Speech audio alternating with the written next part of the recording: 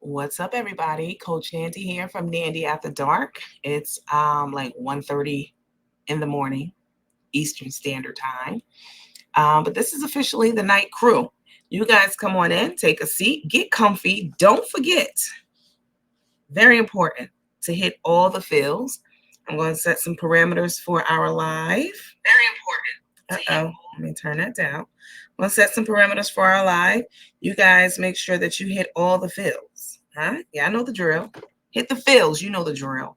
Hit that heart, the smiley face, the huggy emoji, the shock John, the laughy. Because we're going laughy taffy tonight. All right? Hit that laughy John. Hit the thumbs up, definitely. And most certainly, please make sure that you share this live. Very important that you do that. So before you get comfortable, before you make your little beverage, get your water. If you don't have any water, make sure you get some for this live. If you're not drinking anything else, make sure that you get some water so that you can take care of your largest organ, which would be your skin. Okay, parameters are set. Let me go ahead and close this out. What's up, you guys? Good morning to all of you. Good morning and happy Friday Eve. Today is Thursday, officially, here on the East Coast anyway. And for those of you who punch a clock, I know that you're super happy about that. This is almost the weekend. And for a lot of people, that's time to relax. I personally have a lot of work to do this weekend, getting a lot of your orders out. What's up, everybody? You guys make sure you hit all the fills. Hit the heart, the smiley face, the huggy emoji, the laughy, please, the shock join, the thumbs up. Hit all the fills, please. And definitely, please make sure that you share this live. I would appreciate it. Let me see. Let me look at something right quick.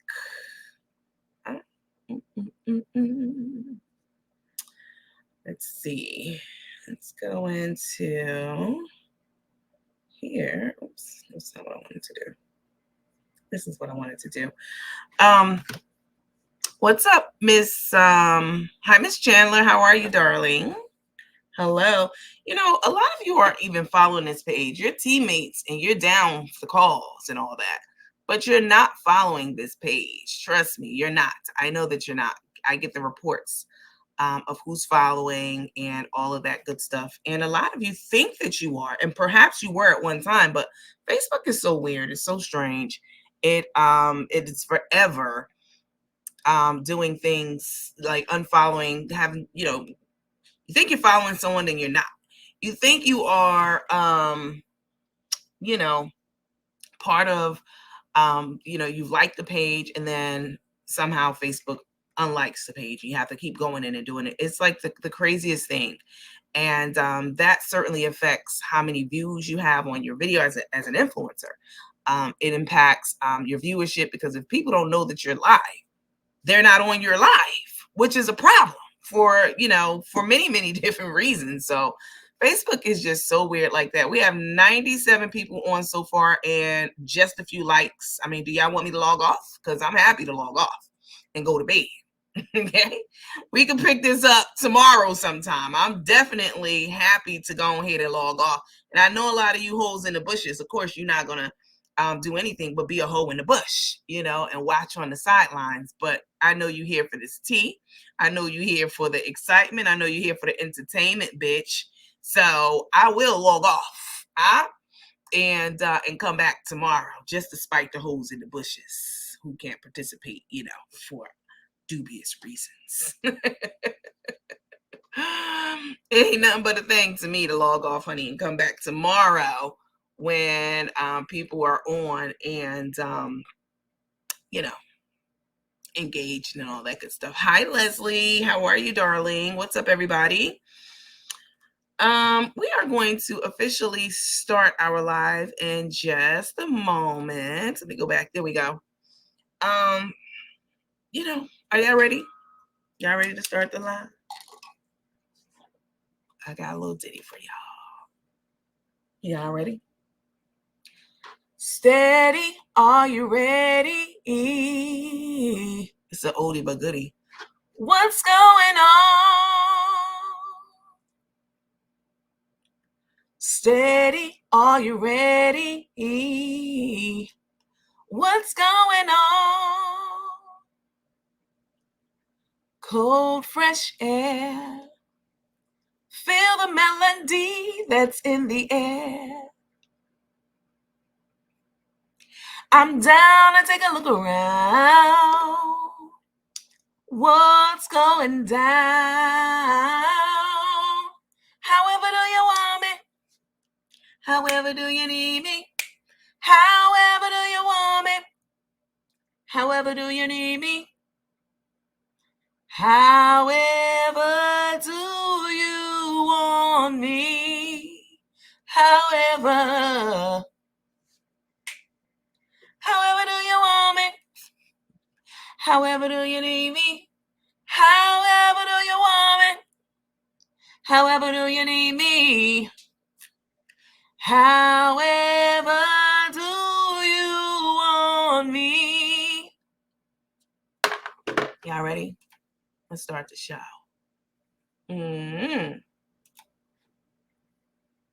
Steady, are you ready? What's going on? What's going on, y'all? You singing with me, Tana? Steady, are you ready? What's going on? Cold, fresh air. Remember that song, y'all? Feel the melody that's in the air. Oh, this used to be my jam. However do you want me? However do you need me? What's up, y'all? What's going on? Hi, Miss Lambert. What's up, girl? Y'all make sure y'all hit all the feels. Hit the like, the heart, the smiley face, the huggy emoji, the shock joint. What's up, Mike Ray? Girl, why you ain't sleep somewhere? Hi, Miss Booker. How are you, darling? Y'all, we're gonna kiki a little bit tonight, because child, the way that Tater has been acting, I mean, the theatrics are spectacular. I'm not gonna hold you. I'm not gonna sit here and say Tay doesn't have acting chops. She got some acting chops on her. No doubt, baby. She is a full-blown thespian. I've been told y'all this.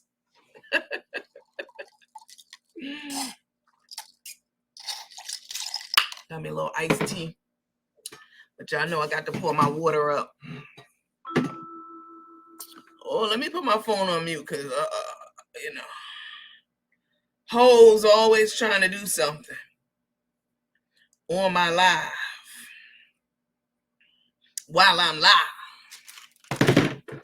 It's 1:30 in the morning. Go play with your significant other. Don't play on my phone when I go live.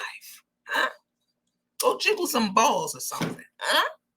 Do something productive with your life. Huh? Can you do that? Fuck you on my live for pinging me.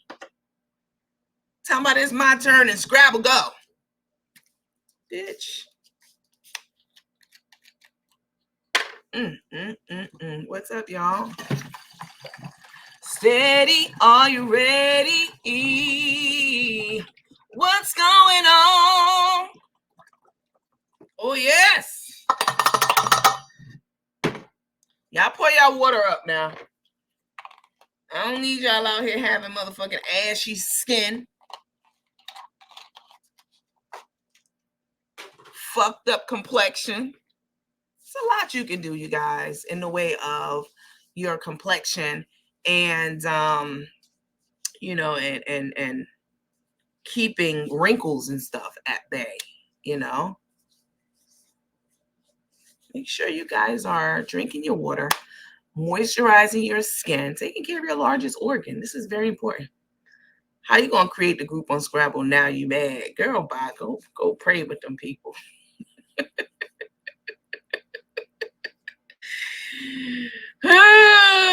I meant play, girl. Bye. She's just a straight up nutcase coach. Who y'all talking about, child? You talking about Tater Head? Baby, them theatrics are theatricking, okay? I mean, the tears, I mean, everything. I heard a fat bitch say something online, talking about something I was brought to my knees. Bitch, how y'all see me cry on this platform? One time, that was about my family. Period. That was when I first came on here. And then the second time, I wasn't fucking brought to my knees, bitch. You were brought to your knees when you fell your fat ass on that ice. Huh? When you slipped and slided trying to get a motherfucking a payout from the governments. And they said, no. That was you on your knees, bitch. You don't know what on your knees means? Somebody brought to their knees. Do y'all know what that means? Y'all put in the comments and let me know what brought to your knees mean. If y'all ever seen me brought, even when I was talking about my family, I was brought to your knees.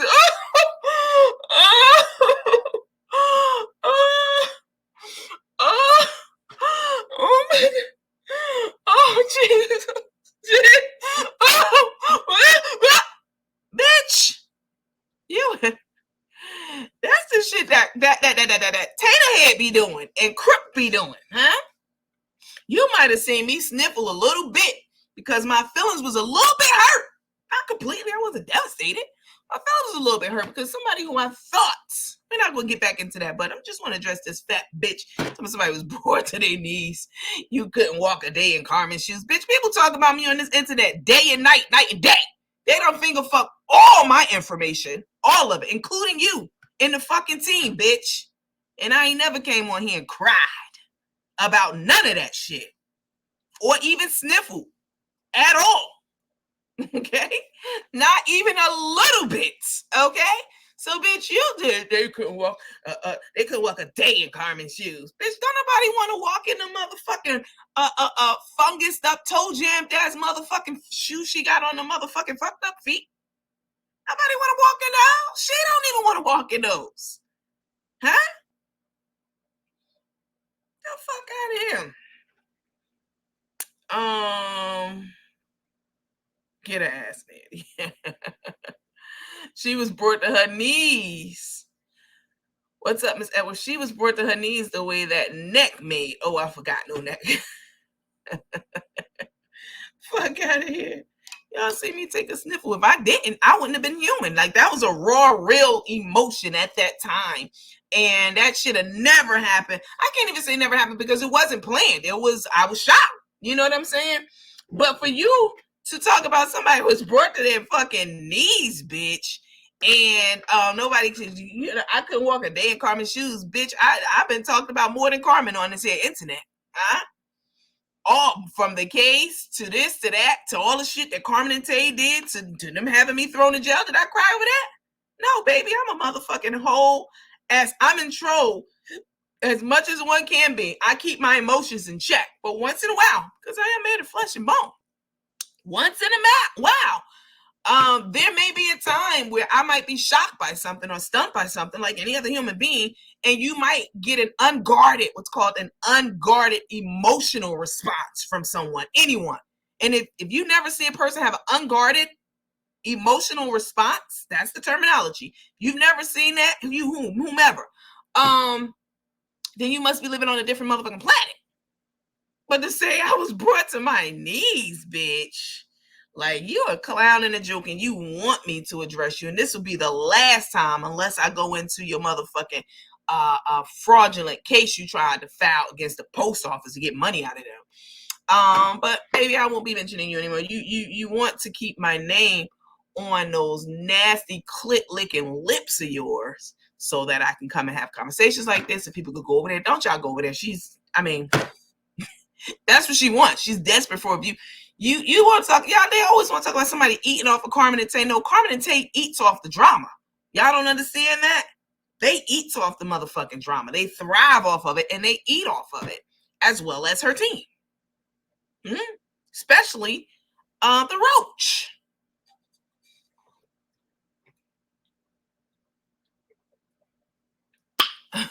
What's up, Bernadette? She want views and trying to get paid. That's all it is. Because, baby, ain't nobody seen me break down on this bitch. Ever. I'm not saying I won't. I mean, there might come a day that I will, but that hasn't happened. You might have caught a sniffle out of me. Yeah, that'll never happen. And again, it wasn't because I was hurt. I was mad, angry, devastated. I ain't friends with nobody on this motherfucking internet. So that was an unguarded emotional response. and it was real and raw at the time. And I checked it and I moved on. But bitch, I know you got to talk about it and exploit it. That's why I'm gonna keep talking about your bitch and keep exploiting her and her bitch and everything they do. Huh? They can thank you for that. All right, guys, let me see what I want to talk about first, child. There's so much going on. Let's talk about Carmen first, child. Well, let's talk about Tay first. Let's talk about Tay being in the hospital because that leads up to all the shit that Carmen is doing. So once again, Tay the Head is in the hospital for God knows what. Mm-hmm. We don't know. Nobody knows why she's in this hospital other than Tay the Head herself. Mm-hmm. She is back for multiple surgeries. You can see it in this picture. She has on no bra. And of course, you don't wear a bra when you're in the hospital. That's not what I'm saying. But if you're going live in front of millions of people, bitch, put a bra on or pull your blanket up above your breast. But this is what Tay does. She's just trifling as hell. Huh? Housekeeping. We're not going to get deep into it. Allegedly, these are all allegations. I don't know any of these people. We don't discriminate over here. I love everybody. Black, white, everything in between. Okay. And hold harmless. All right. Don't get banned. Yeah, I know the rules. No stickers, no alarms, bells, whistles, exclamation points, posting your comment in large letters and all that weird shit. Don't do that on this page. All right. Do it on those pages over there. Don't do it over here. And don't tell me who's online. That'll get you blocked and banned. I don't give a fuck who's online. I don't care who it is.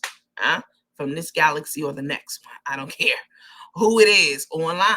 Don't tell me that they're online while I'm online. I don't care. All right, that's it. So Tay the Head is laying up in this. Now y'all listen. Come now. Come on now. Tay the Head is back in this same hospital where she got this lady fired from. The audacity. And this is the only hospital in Houston? Huh? She's back in the same. She's back at the crime scene. She's back at this hospital where she done got a nurse fired from. And I guarantee you, we won't see a staff member on video. Not this time around.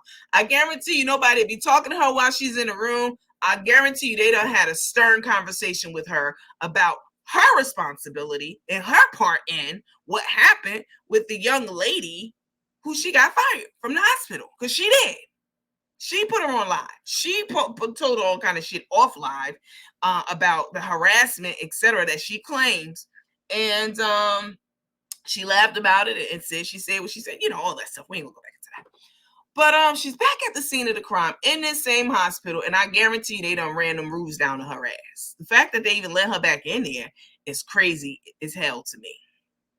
But she's back and she's on camera, and she got them one titty bigger than the other, as I've always said over here.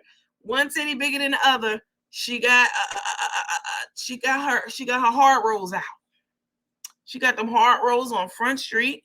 And in the bed, one cocked up and one laid down, And this is trifling to me. You're on live in front of the world, and you got your hard rolls out in front of the world. Just, you know what I'm saying? Doing whatever they want to do on camera. Have some decency. Where's that AKA blanket? Pull that up over, up to your neck level or something. Like, what take? How was this girl raised? This is tragic. It's tragic. So she's back in the hospital just the night before, though. Just the night before, she was out and about at dinner. Sent Carmen to go in, go in and wait at the restaurant for open seats, open table, and go ahead of because. Well, let me back up. So Tay has a friend in town. That's that nurse, Carrie. She's a nurse. I think she's an MP. I'm not sure, child, but they say she is. She's a nurse, and this is the one that they allege and say that's doing Tay's homework for her. She's already been through the program, is what they say. I don't know. Maybe not. Who the fuck knows? But this is also the one who it's been alleged Tay slept with her fiance. Do y'all remember that? This one on the left, her name's Carrie. She was engaged to some dude, and it was alleged that Tay and Carrie had stopped speaking for years. They just start speaking again. Once Carmen came into the picture, Tay needs people to seem like she got friends and, for props for her videos and shit like this one we're looking at right now for videos and pictures. But it's long since been alleged that Tay slept with Carrie's then fiance and put that wolf pussy on him and in their home. And that's what broke up their friendship. And whatever Tay did to go and appeal to Carrie and beg for her friendship back and apologize and whatever else the fuck she did, they're back together as friends again. So Lips is banned from the hospital. Who's Lips? You mean Tay? Hi, Ms. Lot. What's up, lady? So anyway, I digress. Let's get back to Tata. Tata's in the hospital again, and she claims, she had 2 procedures this time. She's calling them procedures and 2 surgical. I mean, a procedure could be something small, right? Or it could be a surgical procedure. So whatever it is, she claims she was went back under the knife again, and it was majorly serious. But just the night before, she was eating up a storm and out having dinner and online with Carrie and all those kinds of things that she liked to say.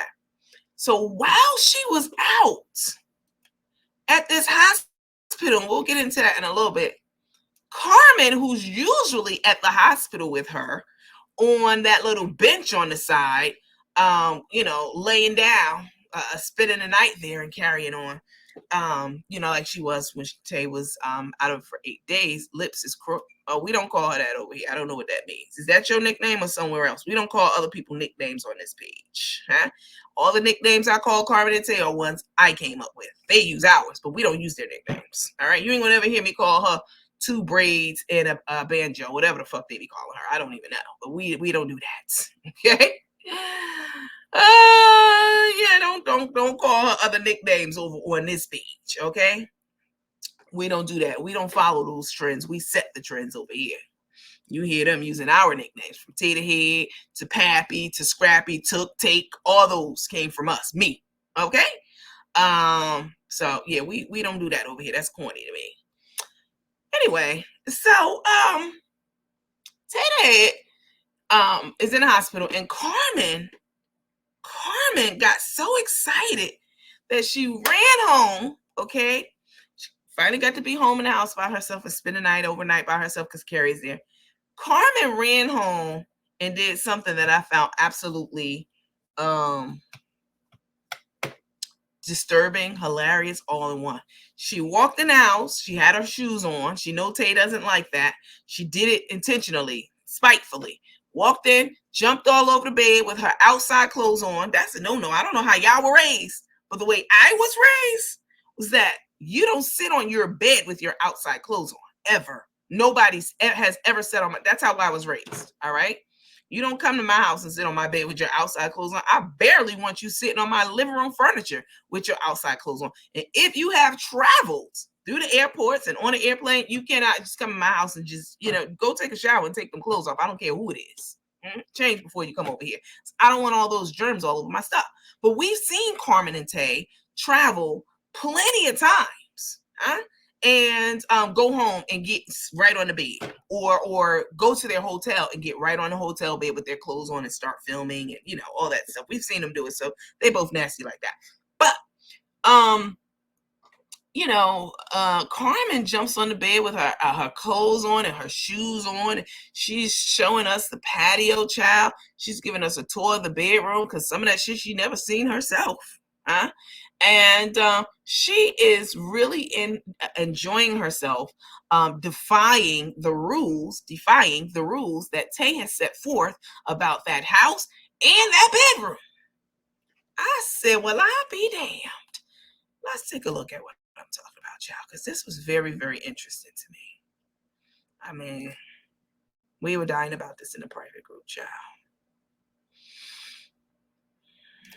Mm-hmm.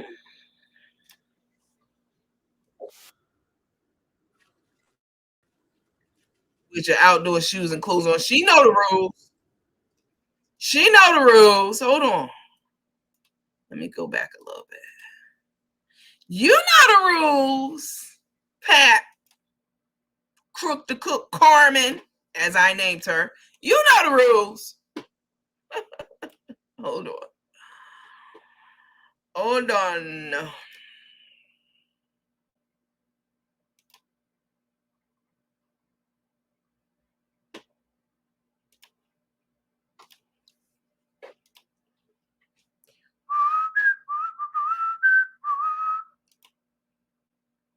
Y'all hit all the fills while y'all waiting. Hit the heart, the thumbs up, smiley, laughy. Hit them all. Where are you?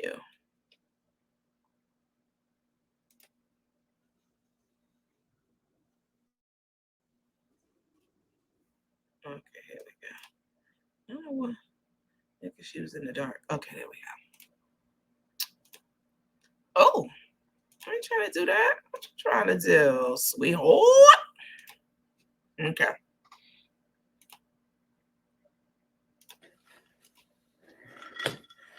With your outdoor shoes on, with your outdoor clothes on, this is what you can do until you ain't home. Let me show y'all. Woo! Y'all ain't gonna tell, are y'all? Y'all a bunch of tales.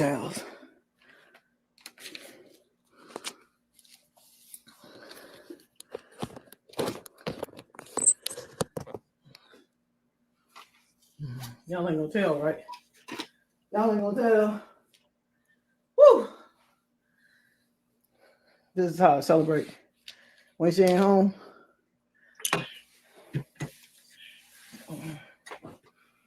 Woo! Sometimes I just want to come home and just jump in the bed.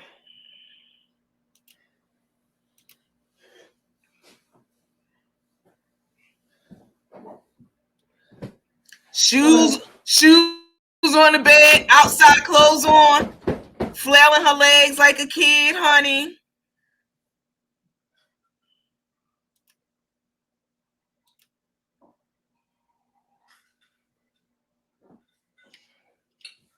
All right, y'all. I'm finna take me a shower and call it a night.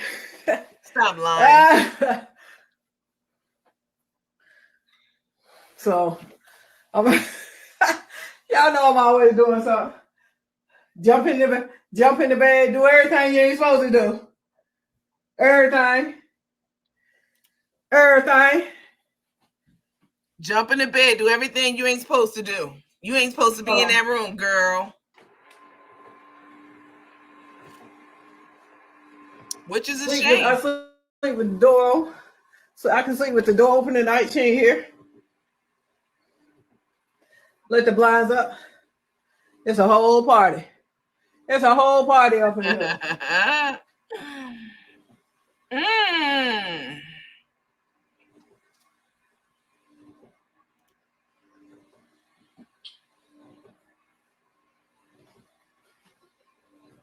She don't know what to do with herself. Look at her. Woo! Tay gonna get you. No sound. What you mean? It is sound. It's sound.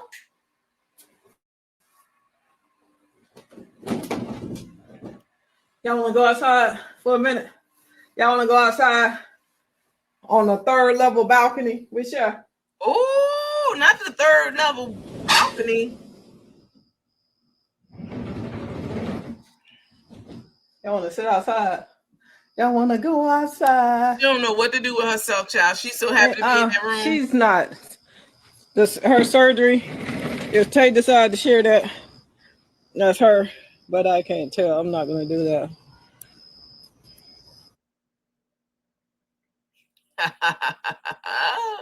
Ew, that sound. I laughed like her fake laugh just now.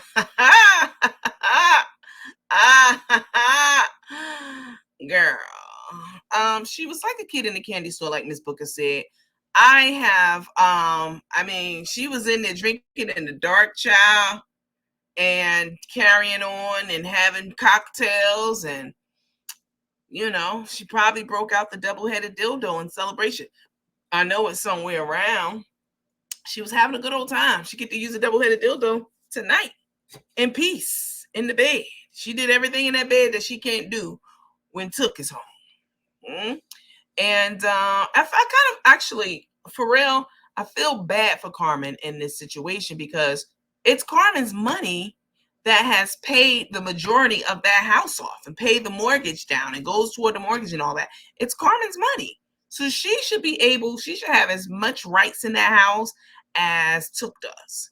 But clearly she doesn't. I mean, the fact that she was so overjoyed to be in this space and she knew that she was breaking the rules when she did it. Tay's rules, you know. Oh, I got my shoes on. I got my clothes on. I got my bra on. I ain't got no drawers on because I don't wear no drawers and all that kind of shit like that. But I hold up that caress so pussy. Child. She's out on the balcony letting us know, honey, she was on the 3rd level of this multi-level home with the book top being, you know, the crowning jewel of this condo, whatever the hell you call it. And you know, she's happy, she's excited, she's overjoyed. And I feel a sense of sadness for her that she can't be free like that in the house all the time. All the time. It's really sad. Okay, so Took's home. I mean, Took's in the hospital at this time, and she's having surgery, and you know, she's going through all these sad. Let me go on her thing. I don't think we have it here, but I do have it. She's going through. She's acting like she's half dead on one part, talking in the hospital with them hard rolls sitting out and shit. And then in the next breath, she's all jubilant and you know, the thing about Tay is this, and this is the reason that I'm going to always talk about her being in this hospital setting, because Tay is a nurse, and as a nurse, you have a responsibility to the public to educate, to inform, to enlighten, and she has done none of that. She's going through something medically, and if you don't want us to know it, then don't bring it on Facebook.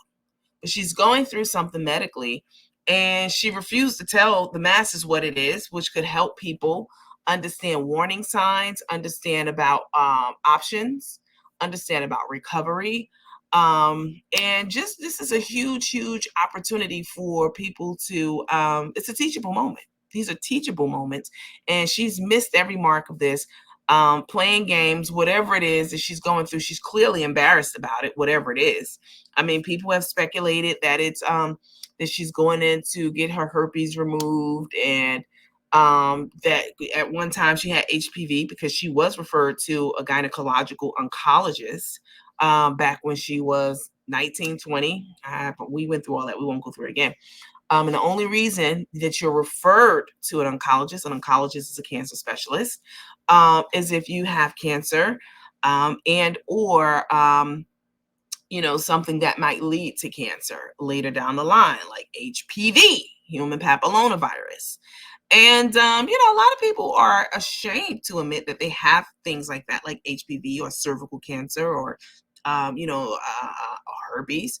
But I'm here to tell you, I don't have any of those things and I never have. But I'm here to tell you there are plenty of people who are out there living with, I can't even say suffering with, people are living with, there are people out there with HIV who are living with it and not dying from it anymore.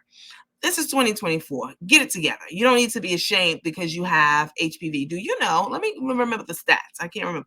1 in 8 people, is it 1 in 8? Let me see. Let me get the stats because I'm a scientist. You guys know this. All my degrees are science based. Let me get the stats right because I don't be on here like people like, yeah, 90% of people are 90. But no, I need to get the stats. Let me see right quick. Let me see. I knew it at one time, but I forgot.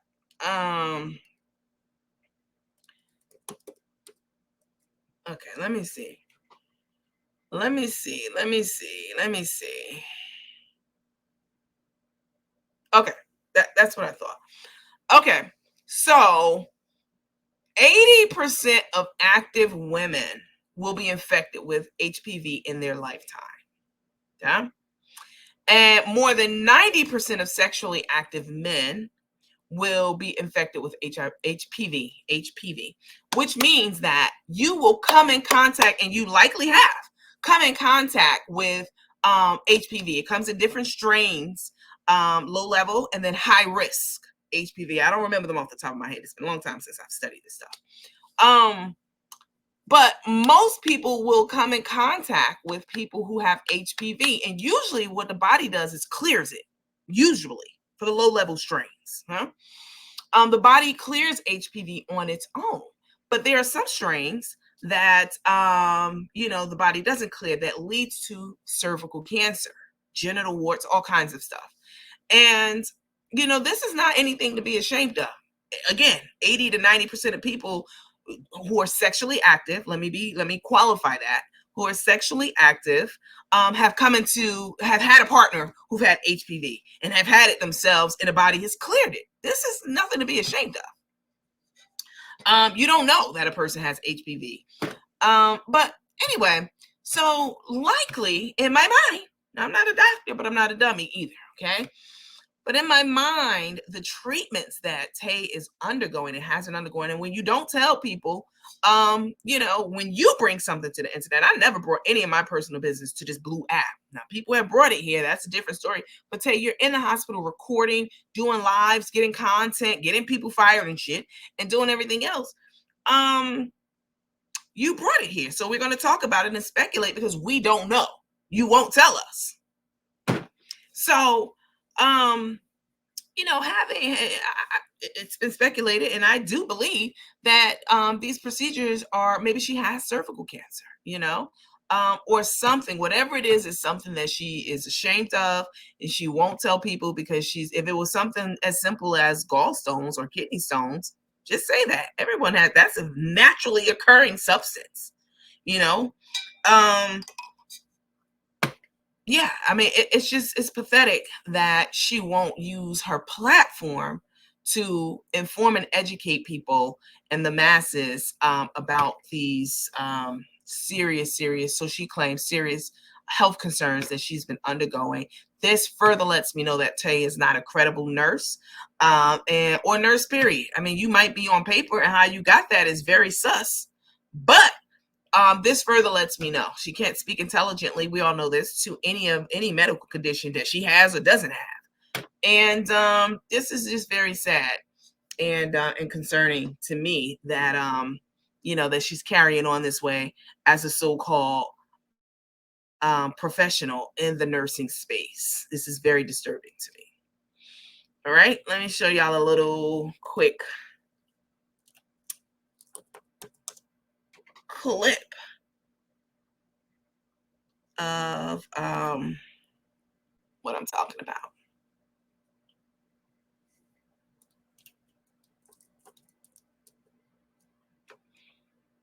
Y'all, she done updated her title on her page from creator to entrepreneur, child. Girl, you were an entrepreneur before this, Tay, when you were selling what's the name of that jewelry line she was selling? No shade, I just don't remember. Here we go.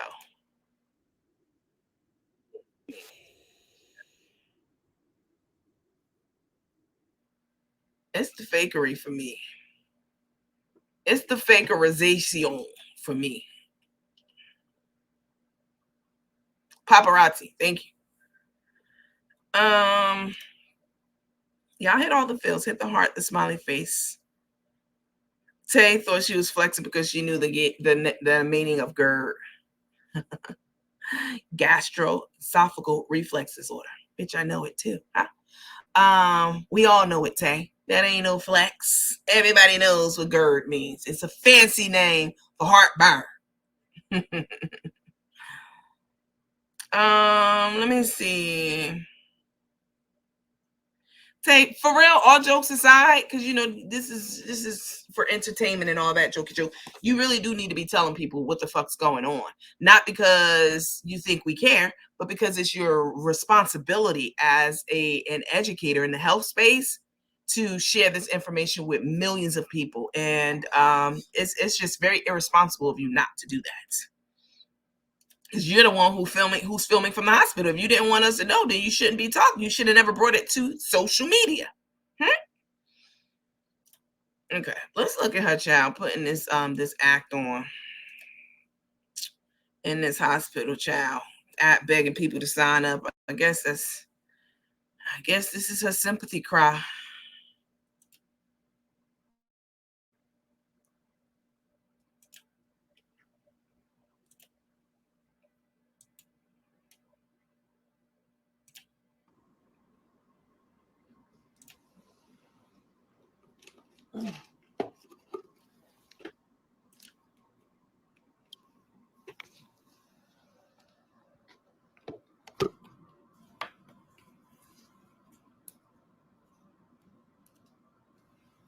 Why the fuck are you going? Why are you going live from the hospital that you got the nurse fired from and not telling people why you're in the hospital? I cannot overstate or over ask that question, huh? I mean, this is ridiculous. And but mad that people talking about it and speculating about it. That's crazy.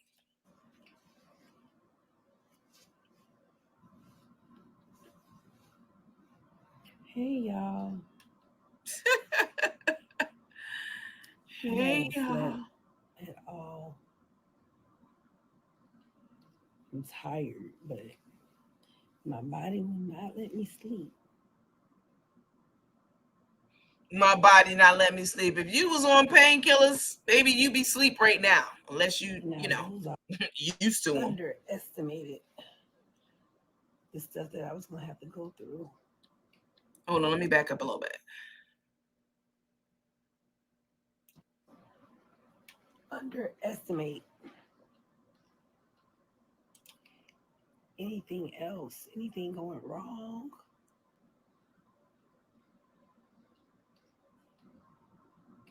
So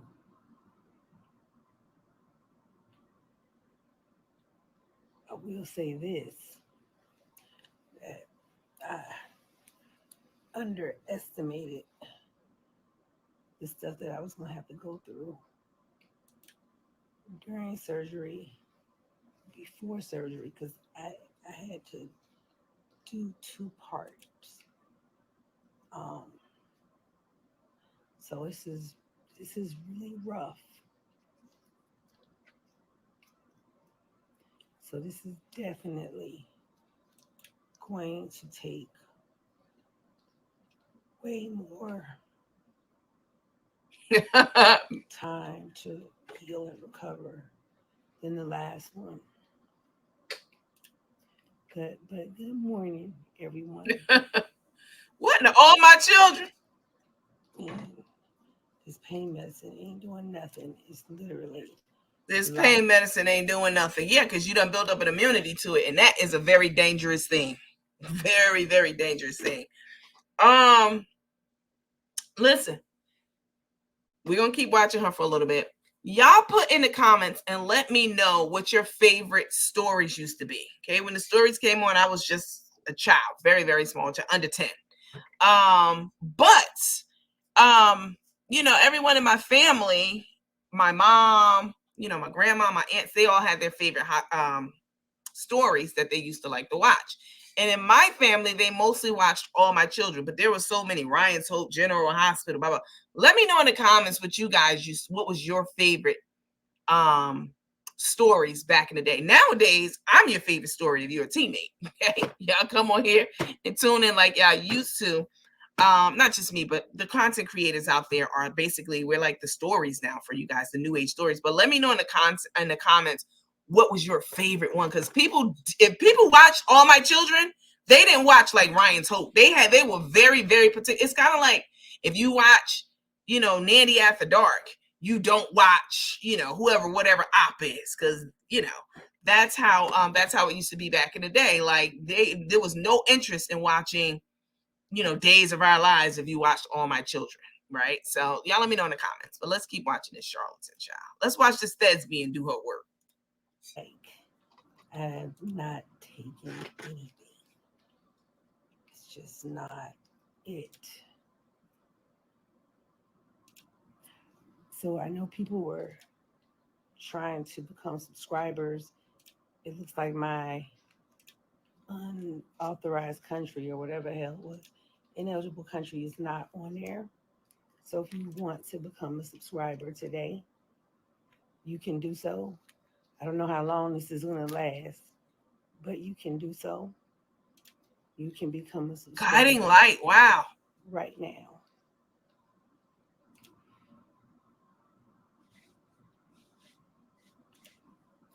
I've been trying to go on live since probably about 10. One life to live. Wow. Dozing, waking up, dozing off again. And when I doze off, it's only like a minute or two. It's not a great deal of, napping or whatever. And y'all, as the world turns, wow. I really do. Please do not inbox me about this perfume right now. Please don't. Please, I beg of you, do not. I do not have the capacity to really be answering. No, hold up now. Ho. So this is the point in the video when she's talking like she could barely talk. Bitch, get off camera. Huh? Let's put it up. If you're this weak that I have to turn my speakers all the way up and I still can't hear you, you acting like you can barely get your words out, but you stutter, uttering, and muttering. And why the fuck are you on camera? Huh? Shouldn't you be resting to save your strength? Why are you on camera? These are the most attention-seeking. They're not the most, because there's some other motherfuckers online that's really bad and teach attention-seeking worse than they are. I don't know about worse than them, but they're up there. There's a tie between plenty of people online. But Carmen and Tay are such attention seekers. And then when they get the attention, like now, we're talking about them, they want to turn around and cry about, people talking about them and bullying them and harassing them. Get the fuck. Doing stuff like this is going to garner attention. And we're going to talk about it and talk about your ass. Definitely. I don't know how people don't understand that. Even people on camp, like, y'all don't understand that? This is how they eat, by me and other people talking about them, whether they like it or not. Okay? Me sharing and showing their videos. This is how they get more publicity and people talking and watching and gawking, and that's exactly what they want. This is why they do what they do. But they got to act mad about it and put a roach on the case. You know what I'm saying? Like, bitch. So she's in the hospital, lying in the bed, barely talking. And then she says what she's saying right now, which is, I ain't going to be able to answer emails. Don't reach out to me about tracking emails, your orders, none of that. I'm in too much pain. I'm in the afterlife right now, and I'll be back on the earth in about a week or two. I'm halfway there, but baby Jesus is going to come in 2 days, and I'm going to be revived again. Please sign up, though. Sign up. Become a member. Become a sponsor for my page. When I come back to the life, I'm going to get all your cash apps and call your names out. Bitch, why are you whispering and talking like this, Tay? You are so full of shit. Why are you online? Going live, not telling us shit other than don't reach out to you for your orders. Don't you have a fucking team? I mean, y'all claim you call yourselves big bosses and, except this, that, and the third. Nobody's available in your absence to field questions on your behalf. Emails, text messages, whatever. She told y'all on the one hand, don't be doing that, but go ahead and subscribe to the page, though. Become a member. You could do that while I'm laid up in this hospital, and while I'm out of it and I'm waiting on Jesus to come back and kiss me on the forehead. Go ahead and go ahead and sign up for my membership, but don't reach out to me about your orders. That shit ain't my priority, and I ain't got nobody to help me with it. And I done put my foot in my mouth and said, don't send me Carmen shit, and don't send Carmen my shit. Let's keep listening, child. Y'all hit all the fills. Huh?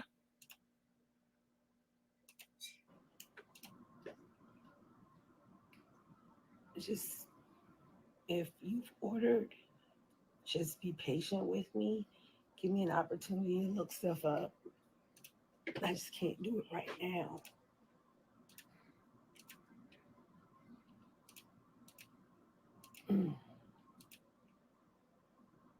Right. So the last orders that I sent out yesterday. Please don't ask me about tracking, um, because when I do these receipts, Ryan told. Yep. there's like over 100 people on receipts, and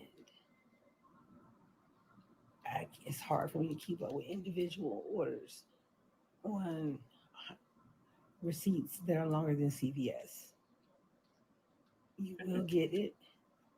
The mail has been pretty consistent. The Golden Girls. Things are going out. Mocha Savage. I'm with you on that one. That is my show all time favorite show, Golden Girls. And if I've made some type of error, I will fix it. But please just give me the opportunity to work on my wellness. All right, Sophia. Baby, them titties is we're doing our own thing. I don't even know how it's going to be to sit down in a chair. I just know right now I feel miserable. Yes, Sophia. Once I get better, it'll be back to business. Right, Miss Chandler. But right now, I can't do anything. I can't Thank do you, Chanel. I can't do anything but hit that motherfucking live button on you Yeah, because if I hoes. ain't healthy, ain't nothing happening no way.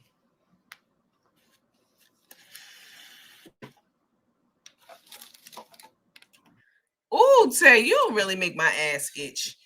Tawanda Thomas says she's been in the hospital plenty of times for surgeries, even visited plenty of people in hospitals, and this is not a person of any type of pain or any type of pain or discomfort. Right. And don't tell me because she on pain pills, she said they ain't working for her. They ain't doing nothing for her. She has been trying to go live since 10, she said. Oh my God. Pamela Burrows said, if any one of those surgeries or illnesses was serious, her son or her grandmother would have flown in. Right. Miss Sharina said Tay overestimated what she will be going through. She overestimated it. That means that she overstated her symptoms to the level where she has caused herself to be in this position, meaning acting now. And now she has to act the part that she said was going to happen, and that is happening. That's a good observation, Miss Joy. She ain't dead for her to be talking about perfume videos. She must have just came from the bathroom, not surgery. Where somebody said something about anesthesia. Hold on, where's that comment? There we go. Ms. Edwards said for her to just come out of surgery, she must have been in a twilight zone. You mean twilight sleep? Because she's totally alert and not out of it. Yeah, she probably was in a twilight sleep. I don't know. That's how she's acting. I mean, I had surgery one time in my life, and that was to remove my fibroids. And they, of course, put me to sleep because they were large fibroids. And they had to cut them out cut them off of my uterus, and I think one was around one of my fallopian tubes or near it or something like that. They didn't cut out any of my fallopian tubes or uterus or anything like that. They just went in and excised or removed the fibroids, and so they were really big, and I was put under general anesthesia, which means they put you to sleep, right? Anesthesia. And when I woke up, I was in a recovery area. And of course, they were removing the tube from my throat. And I was out of it for hours after that. Hours. I couldn't talk, move. I mean, I was coming back to myself. So you're exactly right, Ms. Edwards. When you're just coming from surgery where you were put to sleep under general anesthesia, um, you're not up and alert and going live and begging for subscribers. You're not doing any of that. You're trying to get your wits about yourself, huh? This is ridiculous. She's the Yang Yang twins. Let me whisper something in your ear. I'm trying to tell you, child. I know I had surgery to remove my gallbladder. I didn't want nobody, including my family. Hi, Simone Thompson. Y'all hit all the fills, please. Hit the like button, the share, the follow, the hearts, the emojis, the huggy emoji, the hearts, the smiley face, all of those, and please share this live. She needs to be seen. She probably would try to record her last breath. Oh, she definitely would. What's up, Mr. Barnes? I want to know why Carmen is not at the hospital. They probably told her she couldn't come back to the hospital. Well, she's not the one who got the girl fired. That was Tay. Let's see. Hi, Carolyn. I had that surgery as well, Nandy. I have fibroids the size of grapefruit. Right. I had one ovary removed. Oh, wow. None of my ovaries were, neither of my ovaries, not none, because you only have two. Neither one of my fallopian tubes or ovaries were removed or anything like that. And I'm grateful for that. If for nothing else, you need, your female reproductive organs for, estrogen production, which aids and helps to keep the elasticity in your skin and all of that stuff. So when people have total hysterectomies, their skin starts to reflect that. The body's an incredible thing. I definitely considered going to medical school at one time. Definitely. That's when I was pursuing my biology degree. The next step was to go to medical school. But then I figured out that I could make as much or more than physicians working in the healthcare space on the leadership side, executive leadership side, operational side. Let's see.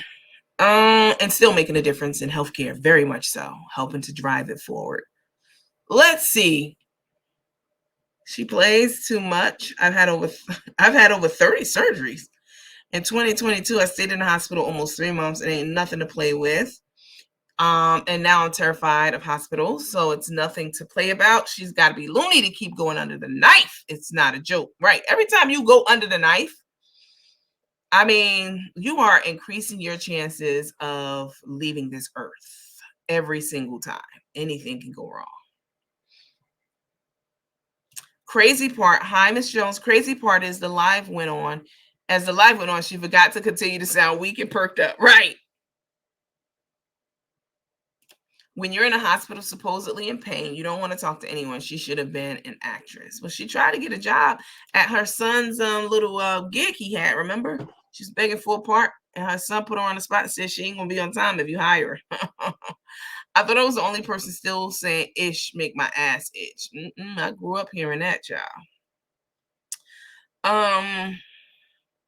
Okay, let's move on. I saw you guys' comments about the stories that used to come on. It's very interesting. I have an appointment next week for hormone replacement. Menopause is hell. That's what they say. But outside of menopause,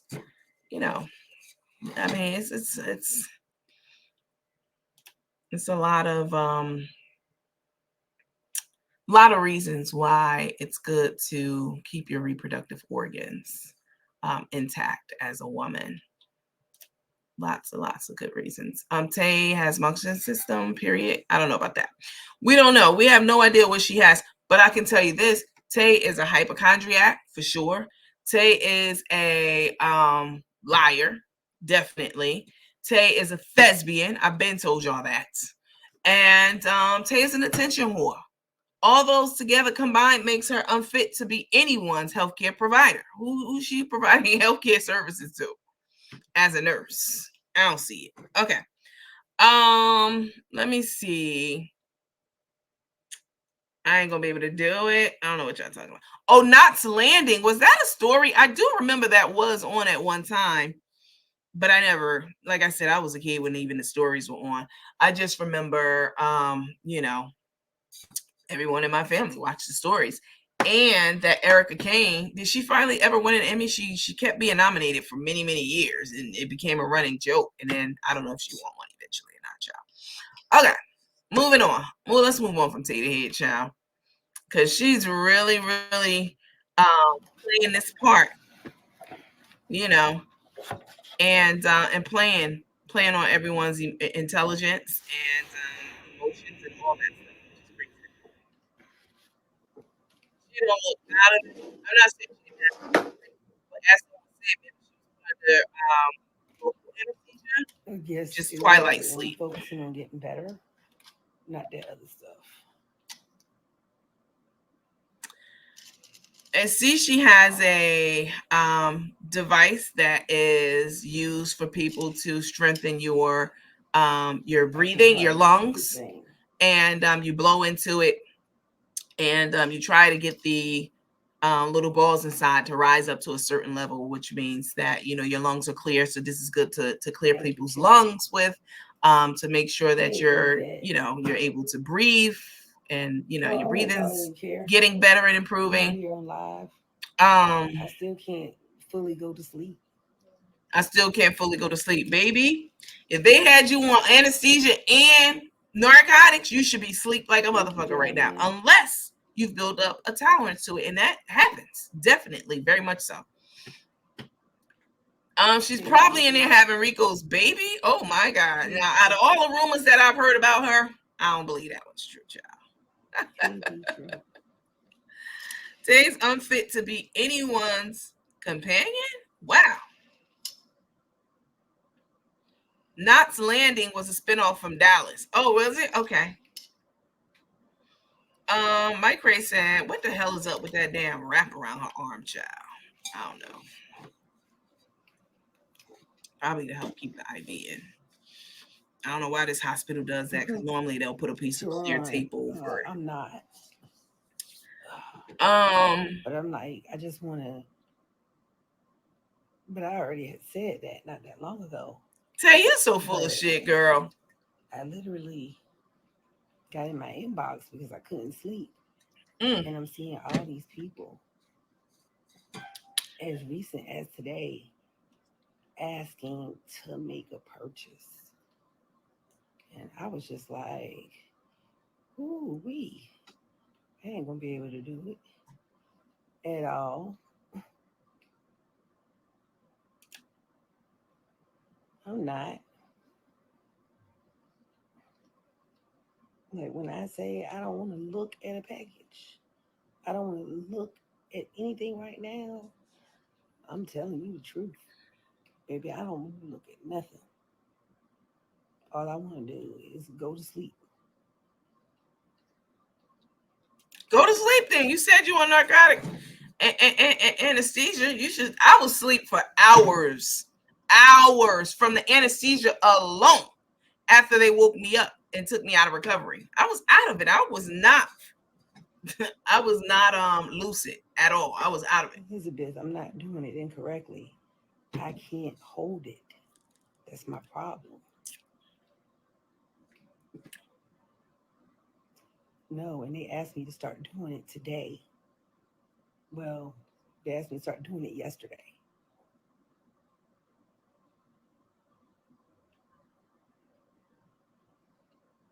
Literally, they wanted me to start doing it once I got myself together.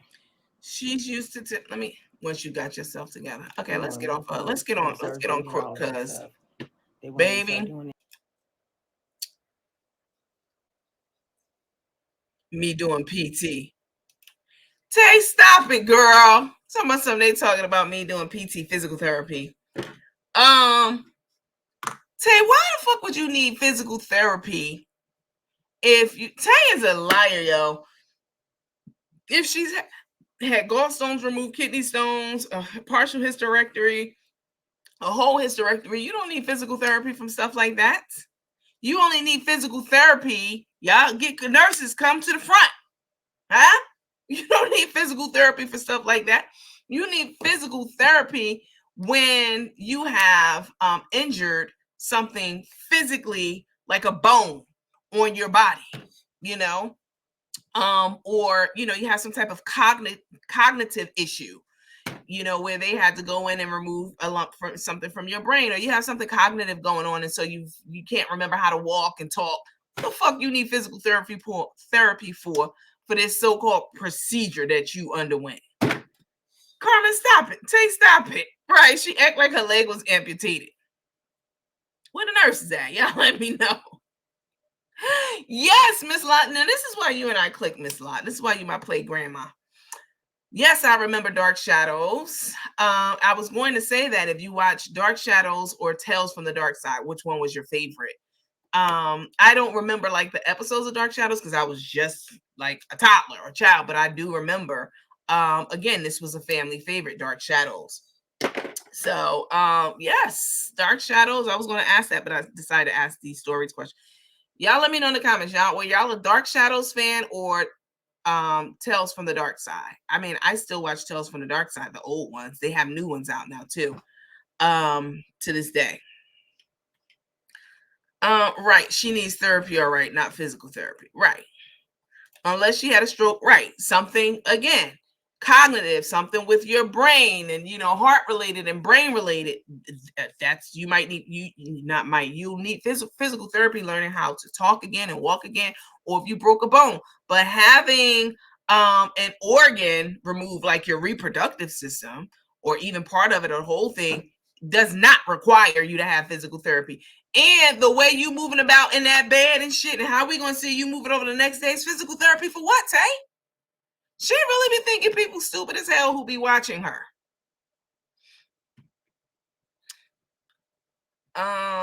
Dark Shadows. I used to watch it with my grandma. Right. I think all of us probably under 50 years old watched it with our parents or our grandparents. Okay. Unless she had a stroke and don't need it. She don't need physical therapy. Exactly. Saying there telling them doctors that she can't do this and can't do that, and they gonna end up amputating something. She keeps on fibbing. She need therapy, but not physical. She act like she amputated a leg. Carmen's on the road trying to make some money for her wife. Stop trying to jump ahead of me, okay? Okay. This clown is fake AF. She can't sleep now.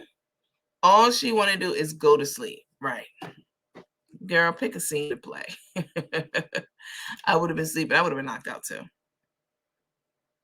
Tay is banking on another edible arrangement. Someone sent her one. I can't catch everything, y'all. That's all she wants are pills. Don't do it with those pills, y'all. If you can take something other than a narcotic for your pain, Tylenol, Motrin, Tylenol and Advil works great for pain. Together, like if you take 2 Tylenol, 1 Advil, or 1 Aleve, I definitely, if you can avoid narcotics at all costs, do it. 1000%. It is a very, very slippery slope, and I strongly caution anyone against it. Don't do it. She appears to be mentally disturbed. Well, yeah, we've long since established that. Well, hers can't be brain related. Married with Children and The Cosby Show was a hit too. Our whole loving family watched it. We had family TV time together and loved it. Yes. I was just answering the comment. Whatever. I only do Tylenol, even Tylenol and Motrin and stuff like that. You have to, it'll eat your liver up, you know? So, yeah. Yeah, I know. I've seen a lot now. I've seen a lot. Definitely don't do it. Tales from the Crypts. Hi, Miss Elise. I knew what you meant. Okay, let's talk about just give her phony ass a blunts. I mean blunts too, I guess. I don't know. Are there any adverse effects of blunts, of weed? Y'all let me know in the comments. Nurses, whomever. I don't know. I tried to smoke weed one time. And it didn't do anything for me. I told you guys this many times. And they say that I just didn't have the right weed. I'm glad I did it because maybe then I would have become, a weed head. I don't know. But I tried it once and I never liked it. Drugs or alcohol. I mean, neither one has ever been my thing. I like to be in control of myself. And, you know, everything that's going on around me. I know this already, though. Let me see. Okay, let's talk about Crook a little bit because, child, from a daily smoker, there are many adverse effects. Okay, I mean, like long-term debilitating. Talking about weed smoking. I mean, of course, I know it dulls your senses and your reaction time, which makes it a drug. Some people are like, it's an herb. It's all natural. It's not a drug. Anything that affects your reaction time is considered a drug. That's literally what a drug, the definition of a drug. Okay. If it alters your reaction time, your response time, anything like that, it's literally a drug. Let's see. I make the best edibles. I've never had an edible before, ever. I'm not saying anything is wrong. If y'all want to smoke weed, if y'all want to eat edibles, if y'all want to drink, do all the shit y'all want to do. I'm not sitting high and looking low. Please believe me. I know about a lot of this shit. I'm from the hood. I'm from New York. I mean, I have lots of people, that I've been connected to who've done all this and more. Okay. But I've seen the ravaging effects of drugs and alcohols, and I just never chose to go that route.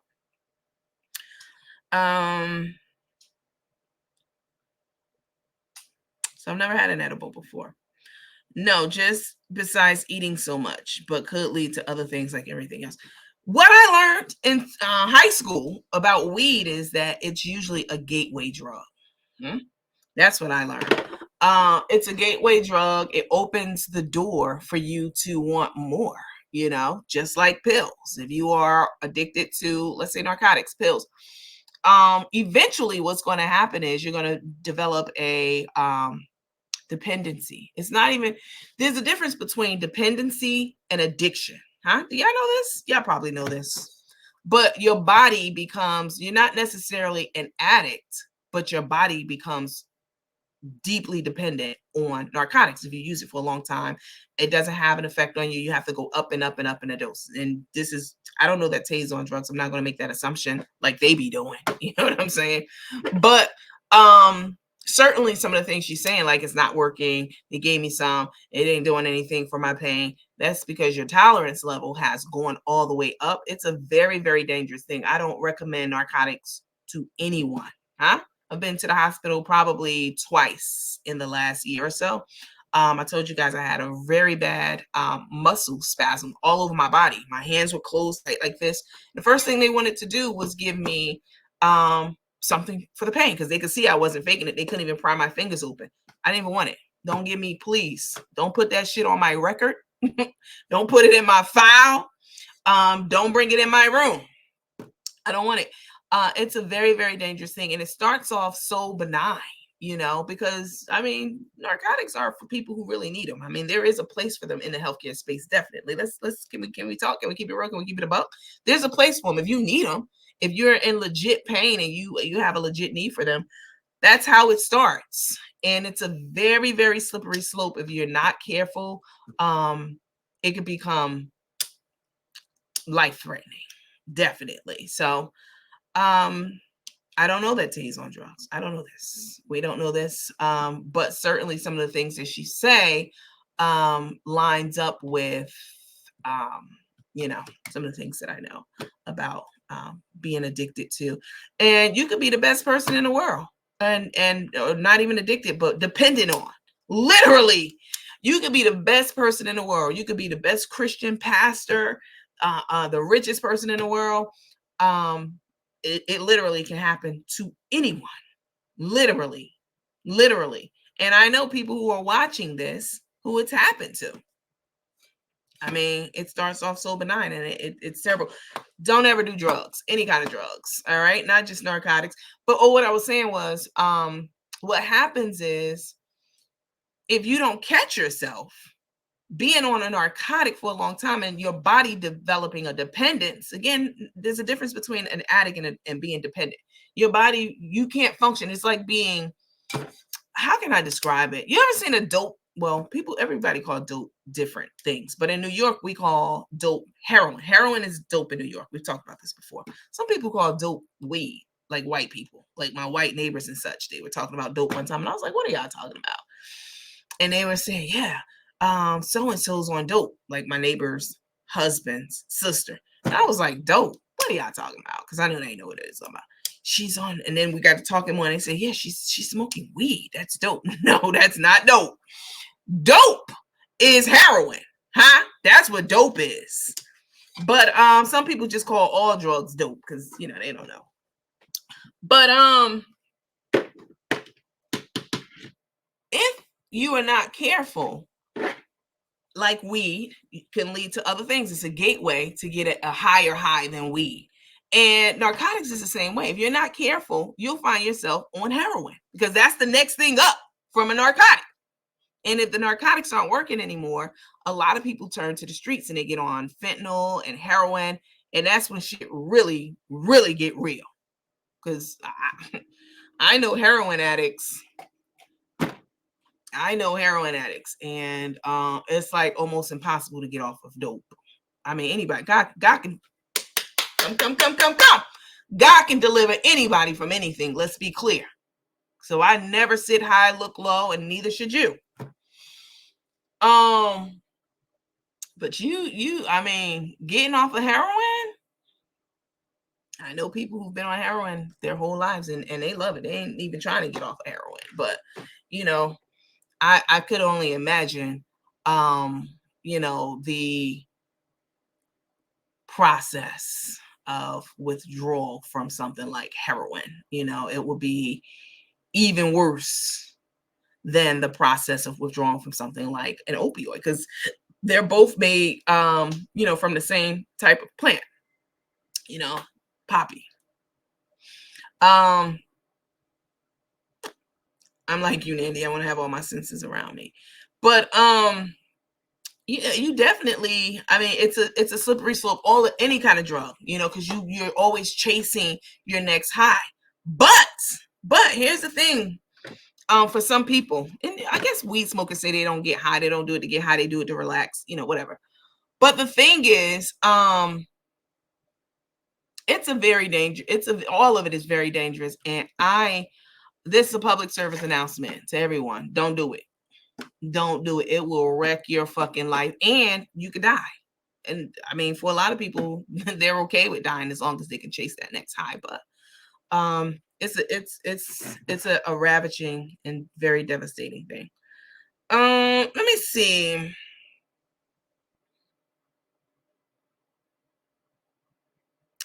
Somebody said, I have never wanted to do more, I guess, than weed. I am too scary. I definitely am addicted and probably dependent on weed.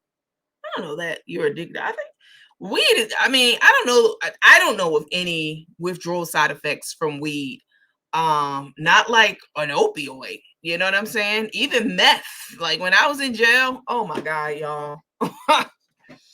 Baby, what I didn't know, I learned in jail from those girls, just talking to them. And, it really was an honor and a privilege to talk to a lot of those women in there who were sobering up and, coming to their senses and clear-headed in there than they were running the streets, chasing Johns and all that stuff.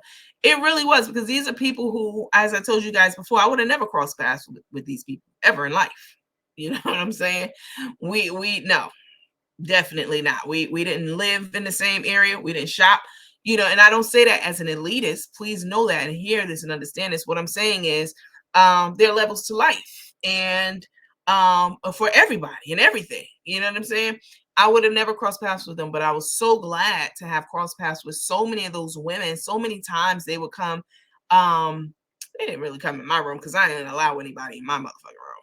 But I would go in their room and they literally would sit around my feet and I would talk to them and teach them things and tell them things and learn from them too. It was an ebb and a flow of information. It was I didn't want to be there, obviously. It was a devastating thing for me to be there. Devastating, plucked from my nice cushy life. But I know that God was working through me in there on so many of those women, and vice versa. It was a very, very spiritual thing.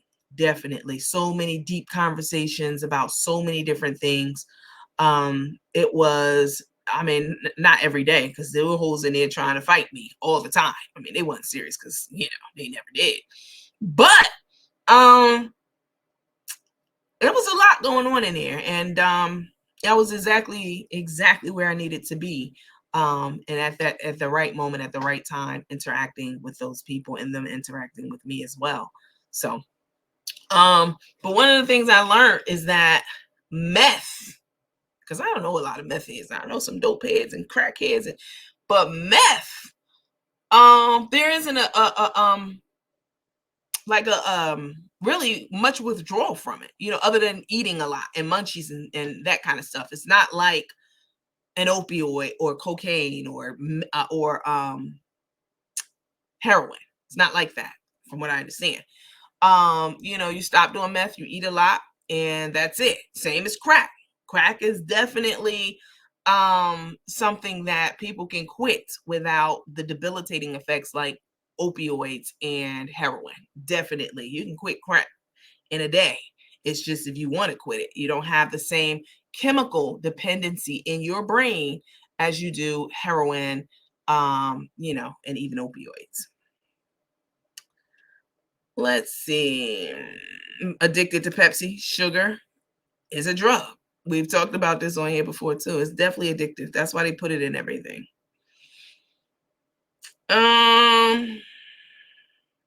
Yes, I have a family member who's addicted to pill. If you've never been addicted to anything, you know someone, you're connected to someone who's been addicted to something. Definitely. That's why when people get online saying shit, whatever they be saying, I don't even get on here and make speeches about it. I just laugh at it because you same motherfuckers done been addicted or dependent and or have had somebody in your family close to you. So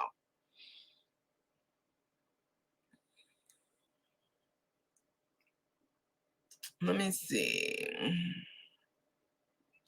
You'll always be in recovery. It's not worth it. You know, one of my colleagues wrote a paper on like recovery after drugs years ago. And I thought it was really, really interesting. Some people can, and I've seen it. Like I have people in my family who've been in the 12-step program, and people in my family who've been who not in it, who need to be in it, you know what I'm saying? Or who quit cold turkey. I have listen, yeah. Everyone's deliverance from anything in life. It could be from a man in a bad relationship. It could be from drugs. It could be from whatever it may be, whatever habit is crippling your life from progressing in the way that God wants you to live and progress on this earth, huh? It could be any of those things. Every one of us have experienced something like that, to some capacity, etc. But people have the ability, different people have the ability to quit certain things. Sometimes you can quit a man or a woman if that's your thing. You can quit a relationship and not go back to it ever again. You're done with that person 1,000%. Sometimes you quit and you keep going back because it's familiar, it's comfortable. You're addicted to it, and it's unhealthy. It's not good for you. But some people can quit cold turkey and never go back, because then the Bible say, "He that the King sets free is free indeed." If you're truly free of something, like for real, you don't even have a desire for it in your mind, your heart, your body. You don't have a taste for it in your mouth. That could be a person or a thing, whatever it may be. whatever it may be. So people who are in this whole recovery phase, some people who, it's just levels to it. We're not even going to get into it, but know that some people can quit something or someone cold turkey and never ever have a desire to ever go back to it, like ever again. And then some people need the 12-step program. They need sponsors, and that's fine. That's what they're there for. That's, I mean, I think that's a great thing. But you know, and again, they can't drink or be around people who drink because it'll be a triggering thing for them. So you have that physical dependency in the brain, right? You know, your dopamine levels and your endorphins and all that stuff are elevated when you're getting high. You have that physical dependency, but what and chemical and chemical. Once that chemical dependency is broken, huh? Now you're talking about an emotional dependency, a mental dependency. It's no longer chemical because you're free of the drug. Hmm? And that is what people have to deal with later in life, not the chemical dependency. So your body's not necessarily craving the drugs anymore because you're free of the drug. Um, but you still have that mental and emotional connection to something that once made you happy. You still think about that, or was your escape or whatever. And that's a lot of times why people go back to relationships and or drugs. Let me see. My addiction is food, no joke. I mean, Donna Rogers said we're all addicted to something.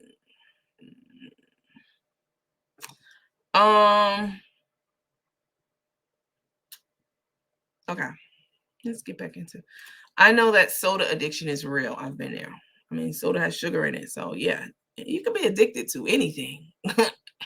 Anything.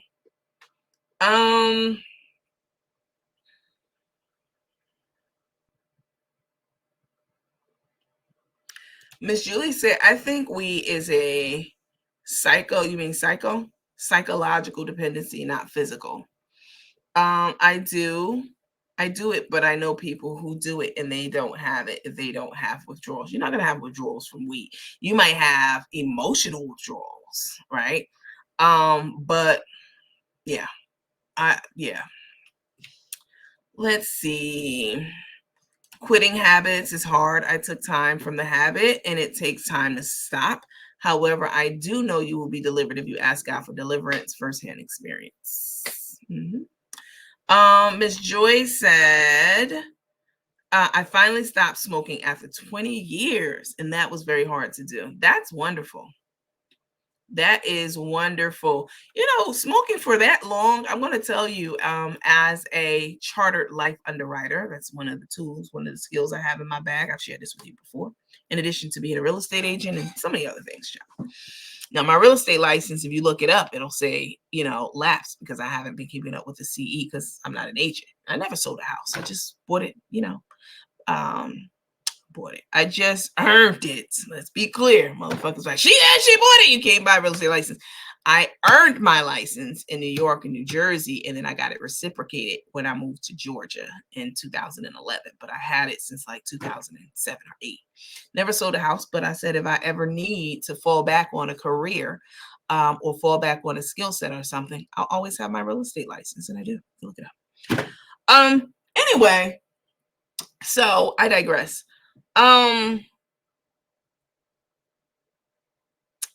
Smoking, I'm sorry, stopped smoking after 20 years, and that was very hard to do. What was I saying before that? I'm that way with alcohol. I'm 3 years in. That's wonderful, Miss Booker. But I know what I was gonna say. If you apply, Miss Joy, because you smoked for 20 years, if you apply for a life insurance policy right now, let's say you stopped smoking, I don't know, 2 years ago, we're going to look at the fact that you smoked for 20 years. And if we don't decline you, if it's not a hard decline, you're going to get what's called a smoker's rate. Your insurance premium is going to be extremely high because you've already done damage to your lungs for 20 years, which makes you a liability. Stage 4 cancer and in pain most of the time. Doctors give me fentanyl, and I was on my front porch naked. Now I deal with it a lot. Now I deal with a lot of pain without meds. I mean, Let me see. Folks think that alcohol is not a drug. Baby, alcohol is probably the worst kind of drug. Alcohol will kill you. From with the alcohol withdrawals will kill you more than an opioid withdrawal. Definitely. Definitely. When I was in jail, there was a lady in there. She's an alcoholic real bad. She had what's called alcohol brain. She was real bad with it. And yeah, but they were in there making all kind of shit. Alcohol, doing tattoos, fentanyl. I don't know about fentanyl, but definitely meth. They were in there making something called whip it and shit, which they put a lot of caffeine in, because caffeine perks you up and all that shit. Maybe they thought I was on 90 days in. It was like, this bitch always in her room and she don't never participate in none of the shit we doing. And bitch, I'm trying to keep my head down and get the fuck out of jail. And I did. Oh yeah, I paid the smoker's rate. They said after 3 years I can get an assessment. Yeah, we'll review you again after 3 years, but we always know about that 20 years in the back of my mind. You're gonna pay smoker's rates. Your premium's gonna be higher, definitely. If not a flat out denial. Okay, let's get back into some crook and took stuff.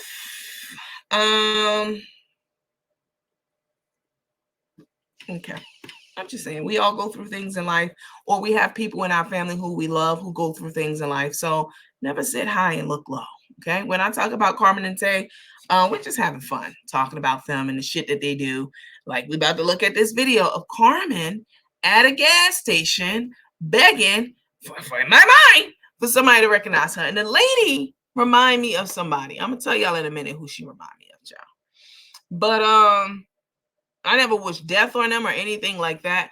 And even Tay possibly being addicted to whatever drugs or whatever it may be, that's a very serious thing.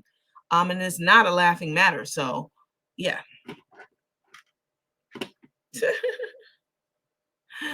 When are you going to do jail stories? I call them jail tales is what I call them. When are you going to do jail stories? I think that you should charge $5. I was going to be doing jail tales on my podcast that I have set up. We're on Spotify and Apple and all those things. As of last year, we have official podcast set up. And I was going to do the jail tales on that, but it's so much happened in that jail, child. It was a lot. It was devastating and life-changing. Things that used to be important to me before I went to jail, no longer important to me. I don't. It humbled me a lot. It brought me down to earth. Being around other people who were really going through all kinds of things. There were people in there. Yeah, it was very moving. When you go to jail and you have kids, guess what happens? The state takes your kids because nobody's around and out to take care of your kids. And when I was in there, I thought about starting an organization, and I still might at some point.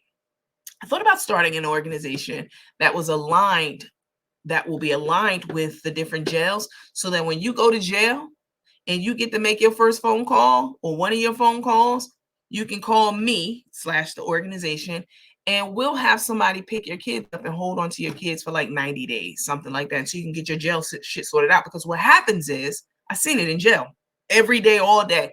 Women get locked up, they out driving around, whatever, they get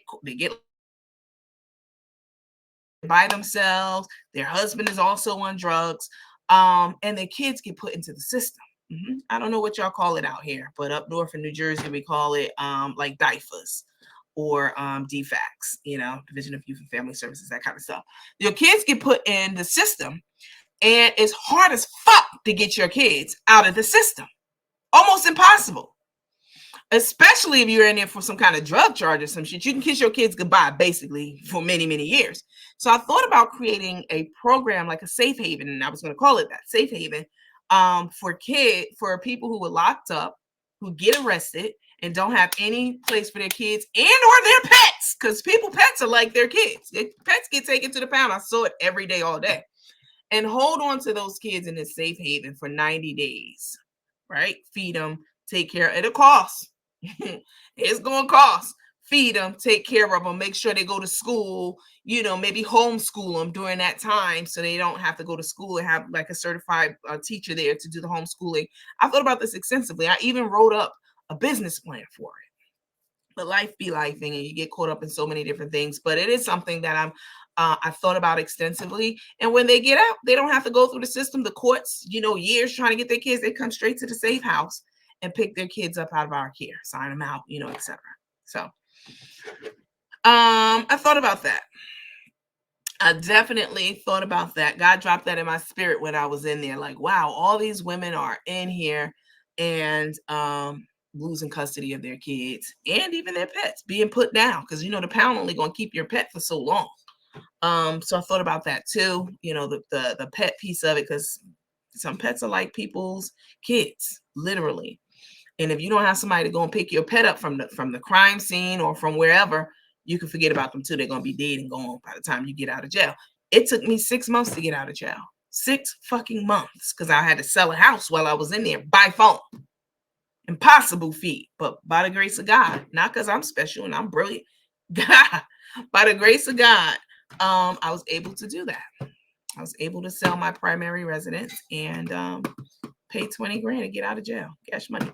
And just by the grace of God, not because I'm, some special case or anything like that. God saw fit to bless me to be able to do that. So anyway, let's get back to some crook and took stuff. How long have we been on? An hour and a half? Okay. Let's get back. I'm the way with alcohol, 3 years sober. That's wonderful. Okay, so Carmen is going out of town these days, child. She's getting back on the road. The weather's getting warmer. We're in April, so it's festival season again. It's festival season is upon us. So Carmen was driving. So I have 2 videos to show you. One, Carmen's in a car talking to some guy on the phone and on video, because she likes to do. And she wanted us all to think that she's going to Oklahoma. Y'all put it in the comments. Is it Oklahoma that she wanted us to think she was going to? But the guy on the phone said, "Hey, are you in New Orleans yet?" And gave up her whole location because she says she's moving differently. This Carmen said, "I'll be moving differently, and I'm going to keep my location secret on for now on. But I'm going to ride around with my face on there, or a big ass face on my truck, on this big ass trailer. Everybody going to know where I am and who I am. And when I see fans outside, I'm going to let them know, yeah, it's me. I'm going to take pictures with them and everything like I did at that truck stop. I'm going to have my name on the truck. People going to see me everywhere I go. But I'm trying to keep it low key, and I'm trying to keep everything secret, and I ain't trying to let nobody know where I am. Girl! Perhaps you shouldn't have had such a truck with, your picture on every fucking side of it. I mean, that's just ridiculous to me. Nobody even knows what you sell on that truck because they just see you, and your picture of you. No pictures of food or, anything like that. Okay. So let's take a look at this video, child. Let's take a look at this one. Gotta get it out of our group because, child, I don't know what be going on in this internet these days. I be busy. Steady, are you ready? What's going on? Hey.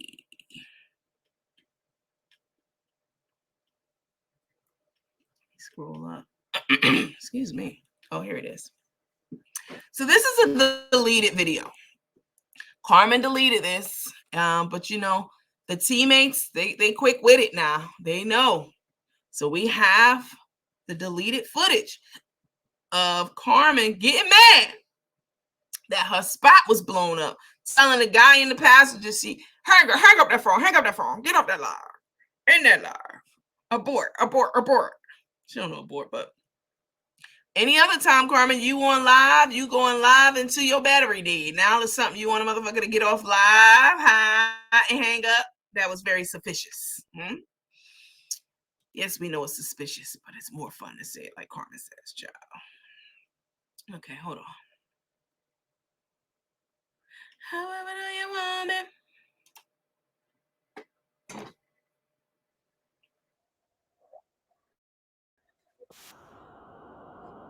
Hold on. Let me mute this child. Now she all happy to be on the phone till he blow up to wake her spot, baby, and her moves and her plans. But we heard it. We had heard it. All right. Hold on.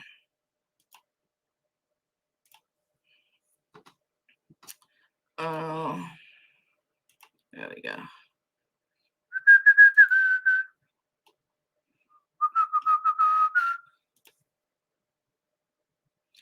However, here we go. Listen to this. Look how mad she gets. She's still smiling at the end, doing that fake tight smile. But then her face changed. She pissed. She mad that this man done blew up her spot. And she commands and demands that the man in the passenger seat hangs up the phone on her ass. On his ass, the guy on the phone. Okay, here we go. Oh, is that Noah? What's up, Noah? Yeah. What's up? Who that? Oh, what's up? Y'all look at this fool. He's the work, man. He's the work. Wait, look at this fool. Look at this. What you say?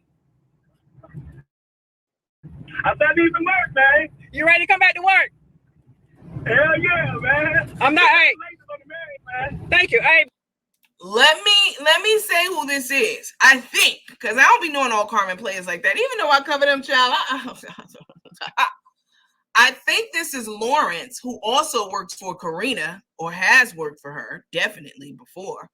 And it's connected to the I Got You brand. And also, of course, definitely have worked for Carmen before. And they have an on and off type relationship because they say Carmen's a hard paymaster, huh? That's what they say. And other things. So I believe this is Lawrence from the I Got You time period. Used to work a lot of festivals with her and for her, and she got him on camera. He looks happy to be almost getting another job under the new company, which is Chef Carmen LLC. That's the name of the company. They did away with the Love at First Bite, as I could tell by the Secretary of State. So let's see. Let's listen.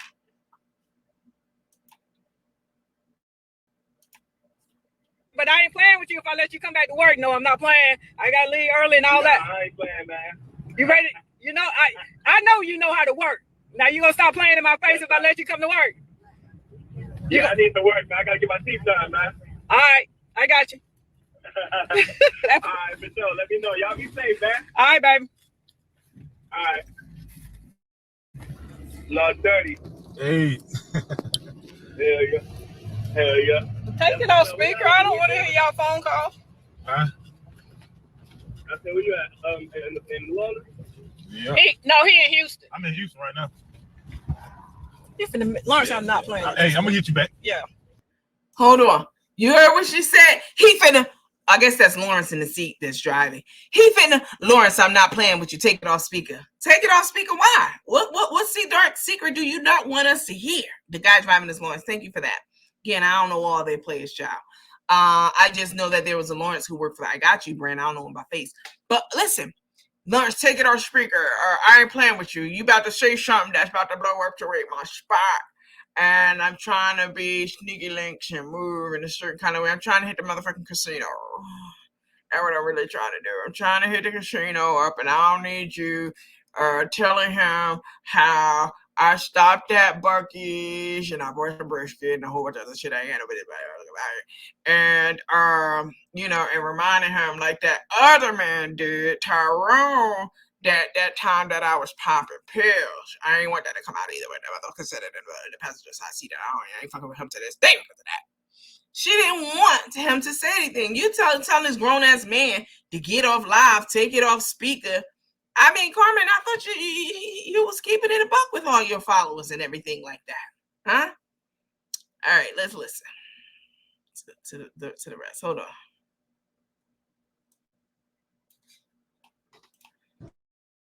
Hey. Hell yeah. Hell yeah. Take it off speaker. I don't want to hear y'all phone call. Huh? I said, where you at? In New Orleans? Yeah. He in Houston. I'm in Houston right now. Oh, You finna learn I'm not playing. Hey, I'm gonna get you back. oh, Yeah. I'm gonna get you back. Hey, Noah, he gotta go. He messing up, Noah. He gotta go. mm-hmm. Yeah, that's nasty. That's a real Well, reaction. he just started at the blue. Yeah, hit him up. I had posted. I guess he did hit me up. I posted a picture on Facebook. Oh, okay. When you was in Houston. Yeah.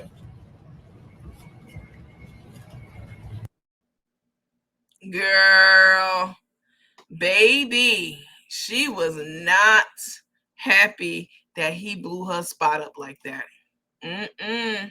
She was very upset. And it almost brought her to her knees. Ain't that the exaggeration that the roach be using? She was brought to her knees by that, which obviously she wasn't. I mean, that would be an over exaggeration, but she clearly wasn't happy by it. And she was clearly snappy about it because she did not want the world to know that she's going to New Orleans. Carmen, my thing is, why are you hiding from people? Nobody goes out to your events to fuck with you, to fight you, to bite you, none of that shit. So why are you, isn't it the more people you tell, if you tell your millions of followers that they'll show up and support your event? If you were operating with a clean heart and, you know what I'm saying, and as a decent person, you wouldn't be worried about people coming up to hit that jugular. You know what I'm saying?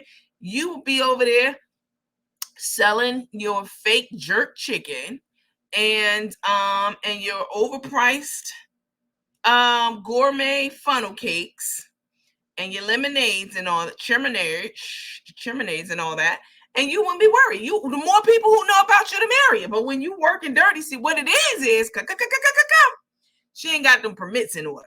Now that's the real tea. That's the real tea. She ain't licensed, insured, registered on that truck.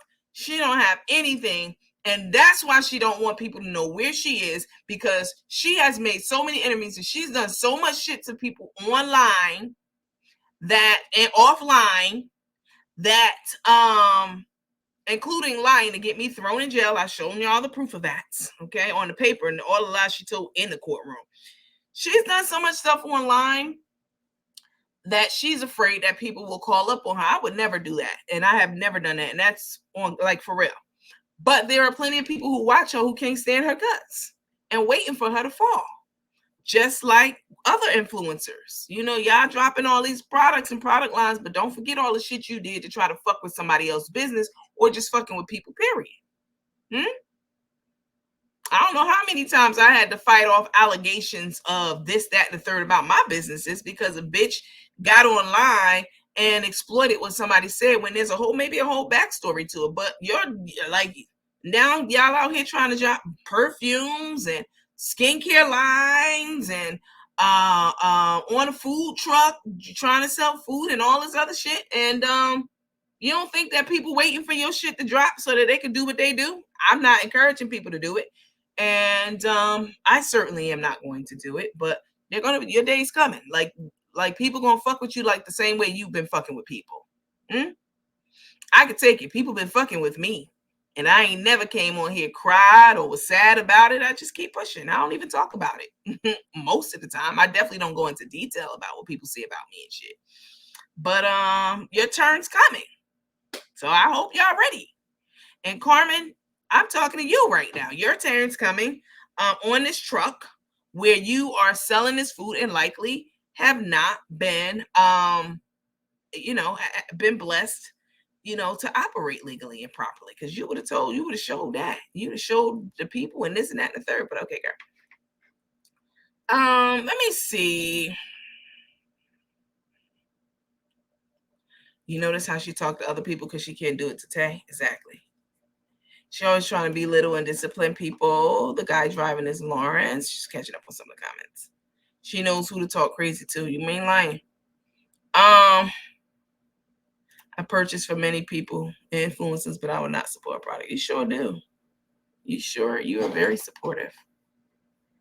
Mm, okay. So let's take another look at Cook the Crook. And we're gonna get into a couple of quick hot topics about a couple of interesting things that's been going on. Okay. Let me close out of you. Are you still up? No, you're not. Okay. Oh, here she is. So Carmen's at a truck stop, and she's always looking to be noticed and seen and recognized. You know, that's her whole claim to fame, child. Is that she's she's an internet cute cook, and hold on, let me move this up a little. She's an internet cook, and she wants everybody to know that she is widely known and she's famous. Now, there are plenty of people who do know Carmen. I mean, come on. There are people out there who know her. This thing is. Let me see. I mean, she has a fan base. I mean, let's be clear about that. I ain't gonna hold you now. She has a fan base. Oh, this is far off. She has a fan base because she's been on the internet for quite some time. But if people have been following her, they've been following, they know about, the I Got You brand and how, she lost that and, sold it for pennies on a dollar, which is losing it. And all of that good stuff. They know about that. And they also know about her. There we go. This is what I want right here. They also know about her messiness, her being messy, and her dirty laundry being aired online. So she's known for a lot of things. Let's keep it 1,000. She does have a fan base, but half went with Boss Lady, and those like me, like that mess, stayed out of it. Half went with Boss Lady, and the other half were blocked by Tay. Let's not forget that. Let's not forget that. That Tay was up there blocking people left and right, up, down, and all around. Oh, yes. Okay. Let's take a look at this. Let me put this up here because I want to share something with you guys too.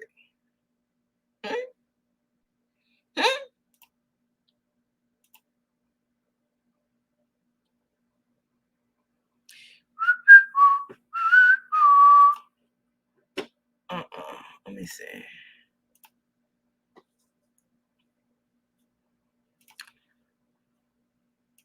There she is. Okay. Carmen is on the road, traveling over bridges and highways, and I imagine she took Lawrence along with her to drive over the bridges because she's so scared to travel over a bridge, over a walkway, anything like that. She's scared shitless, She's scared out of her mind, child. Whatever left of it, she's scared out of it. Where are you?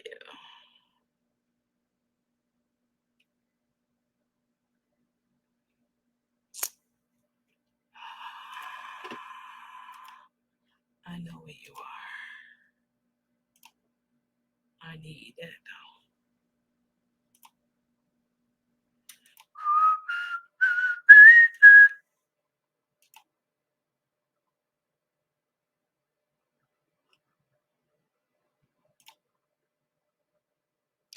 While I'm queuing this up, did you guys know that I'm offering the workshop influencer classes again? I had one today and it was full. It booked up as of yesterday. So if you went and looked for it online today, it wasn't there. I don't even think it was there yesterday, but it definitely wasn't there today. What's this video I want to show y'all?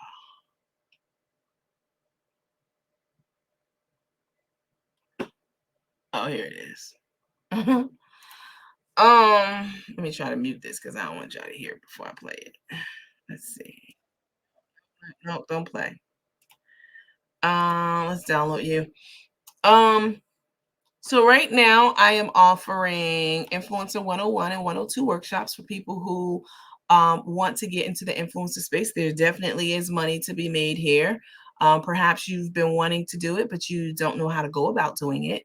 The workshops will take you from soup to nuts on how to 101 on how to start a page and manage your page and all of that good stuff. Get into a little bit of the data analytics and just a bit. And then 102 gets into more of the tech piece and the data piece, how to do videos, how to edit videos, how to create intros and extros, and how to incorporate your own style into some of the videos that you'll be recording, like through the edits and stuff like that, branding, and deeper dive into the data analytics. Looking at some videos of even mine of I got paid this for this video. I got the exact same amount of views for this video as this one, but this one paid me $350,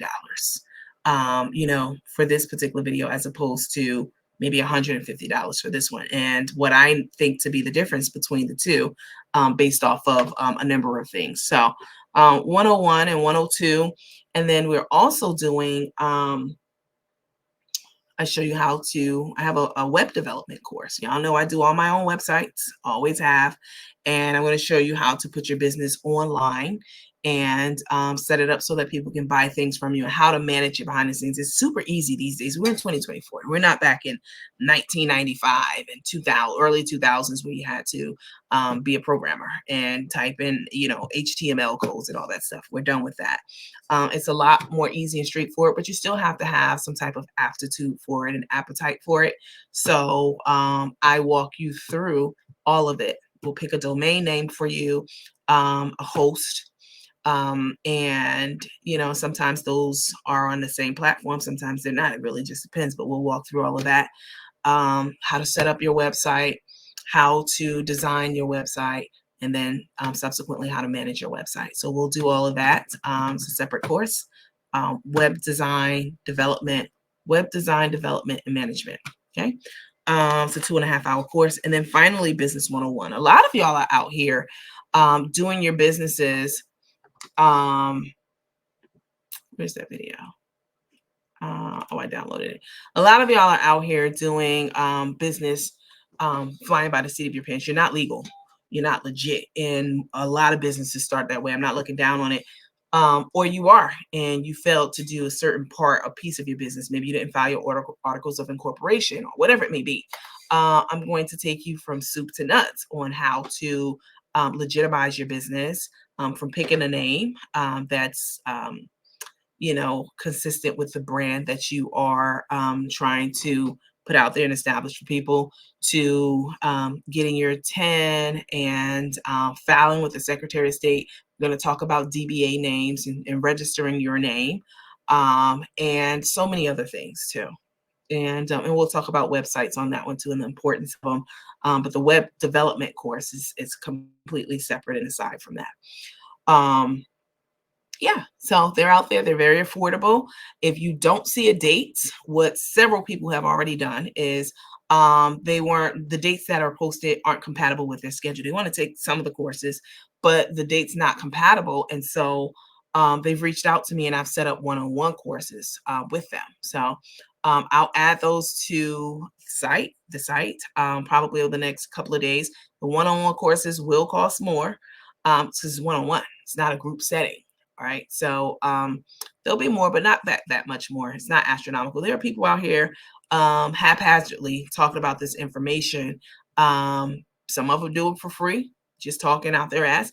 And some of them, charge over $1,000. Y'all already know I am highly proficient and capable of teaching any and every one of the courses that I'm offering. So I've been in this space for almost 2 years now. So I can speak from experience on a lot of these things, and I've always been very tech savvy. So I'll help you take your tech skills up, and show you how to be creative and stream to multiple platforms and all that stuff, So if you take more than one course, so if you don't see a date, let me backtrack to that for a moment. Let me walk that back.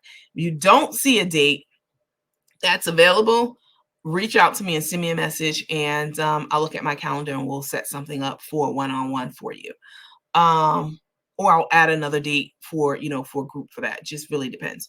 And if you have already taken the class, if you're taking more than one class, I'm going to give you $25 off if you're taking 2 classes.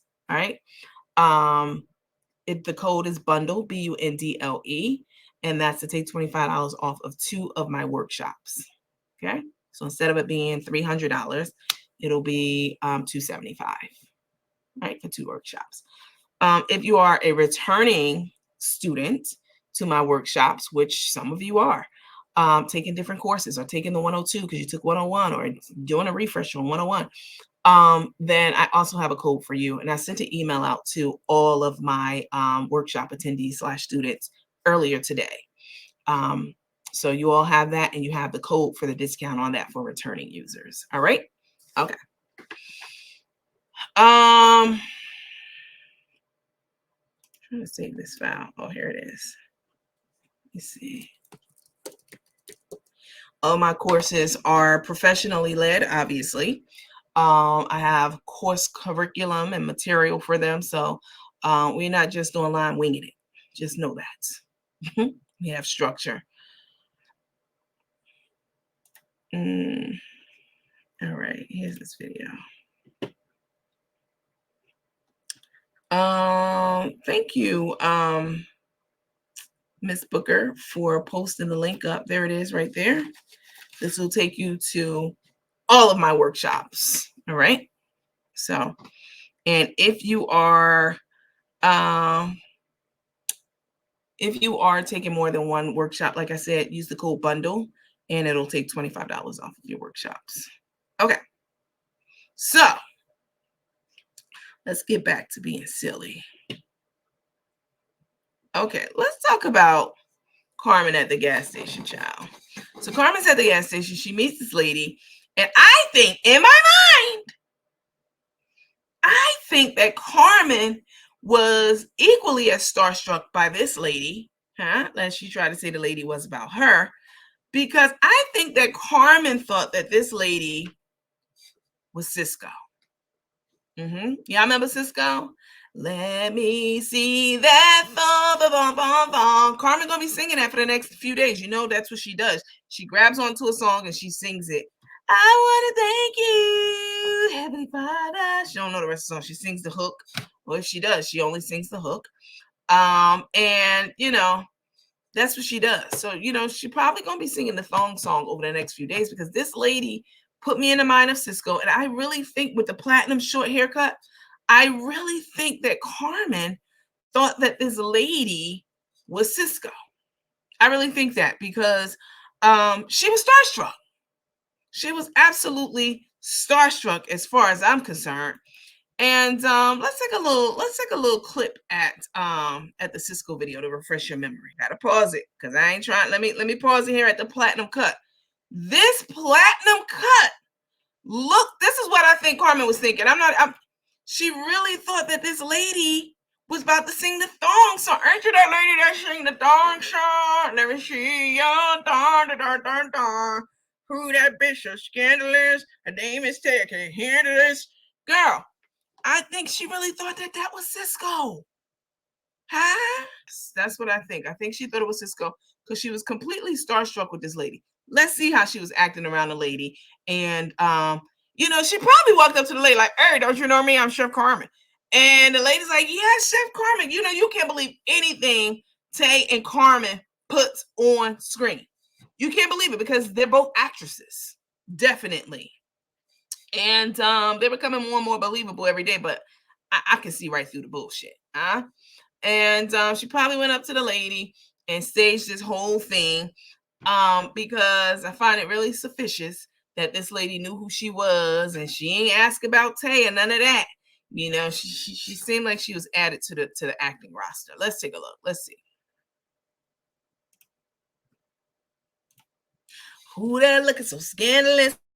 Another little bitch can't. You gotta act like we're Georgia, Florida. So y'all roll out here. Yes, ma'am. Y'all cut up out Gotta here. get the bag. Gotta get the bag.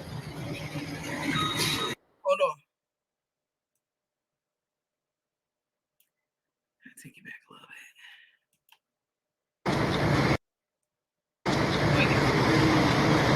Here we go.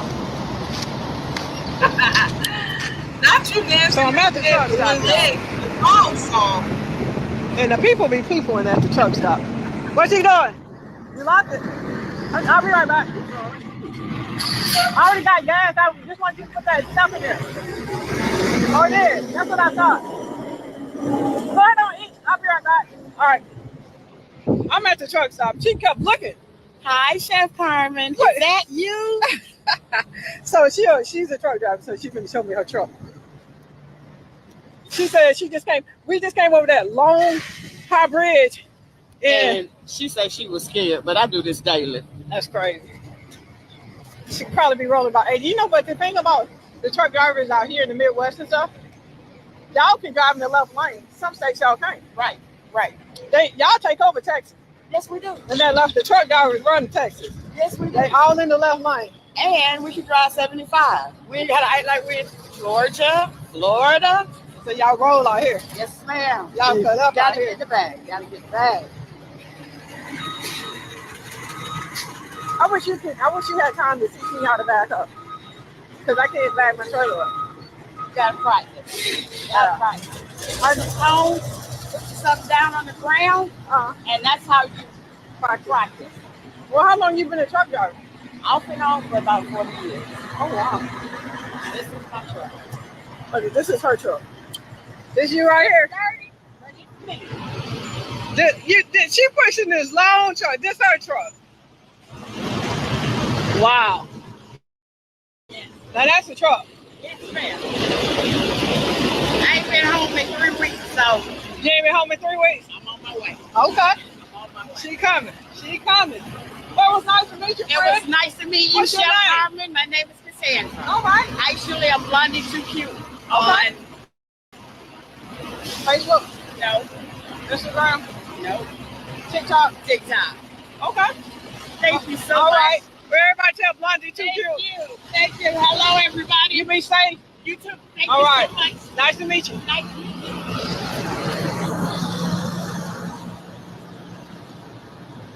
All right. That's a big truck. Now that's a big truck.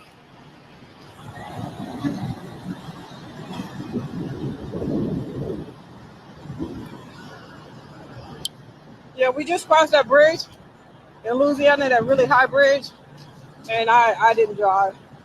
In fact, I had my head down, and I can feel it as we went up, and my nerves were shot, but I couldn't look, and I didn't look. Couldn't look, didn't look.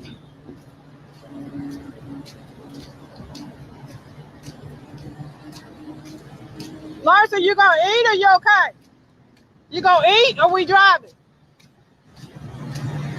It's up to you.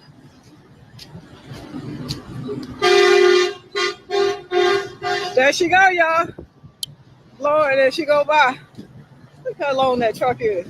Her truck longer than my truck and trailer put together. That's her, y'all. Look at her rolling. She waving.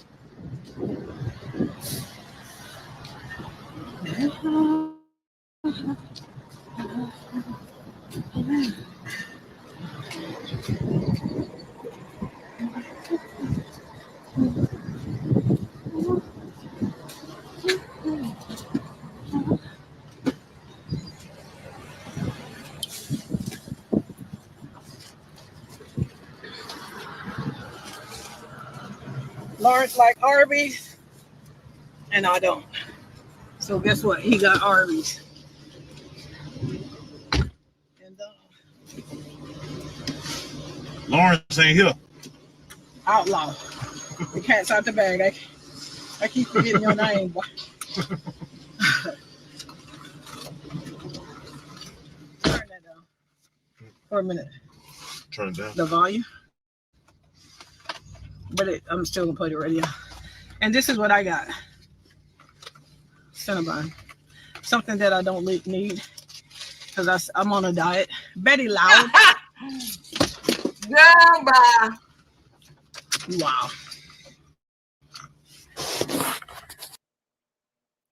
Baby, she said she on a diet, child. She said that she is on a diet. And there's another video in our group. I'm gonna show y'all that one too, real quick, about Tay. Once again, showing her acting chops. Talking about all she eats is fruit and vegetables. Tay, you a fruit and vegetable lie, girl. We just saw you eat a whole a dozen of Krispy Kremes before your last surgery, your other surgery. All they do is eat junk food. They eat out. They eat the food Carmen cooks is unhealthy. It's always doused in grease and butter, eggs and bacon and their usual food that they eat. Carmen was just over there making Krispy Kreme donuts. Y'all saw those things? Those look like Dunkin' Donuts, baby, not Krispy Kreme. Don't get it fucked up now. There is a difference. Now, I grew up on Dunkin', so I could talk shit about it. There's a difference between Dunkin' Donuts and Krispy Kreme. Krispy Kreme got Dunkin' beat. Those hard things you made, those look like Dunkin' Donuts. She was calling them Krispy Kremes and everything, and that's how they eat. And Carmen's always talking about she on a diet, and we always see things contrary to that. Just don't tell us you on a fucking diet if you're not going to be, you know what I'm saying, eating food that's conducive to that. Don't tell us. Just be on one. That way you can eat shit on camera if you want to, and nobody won't be like, I thought you was on a diet, Hold on one second, y'all.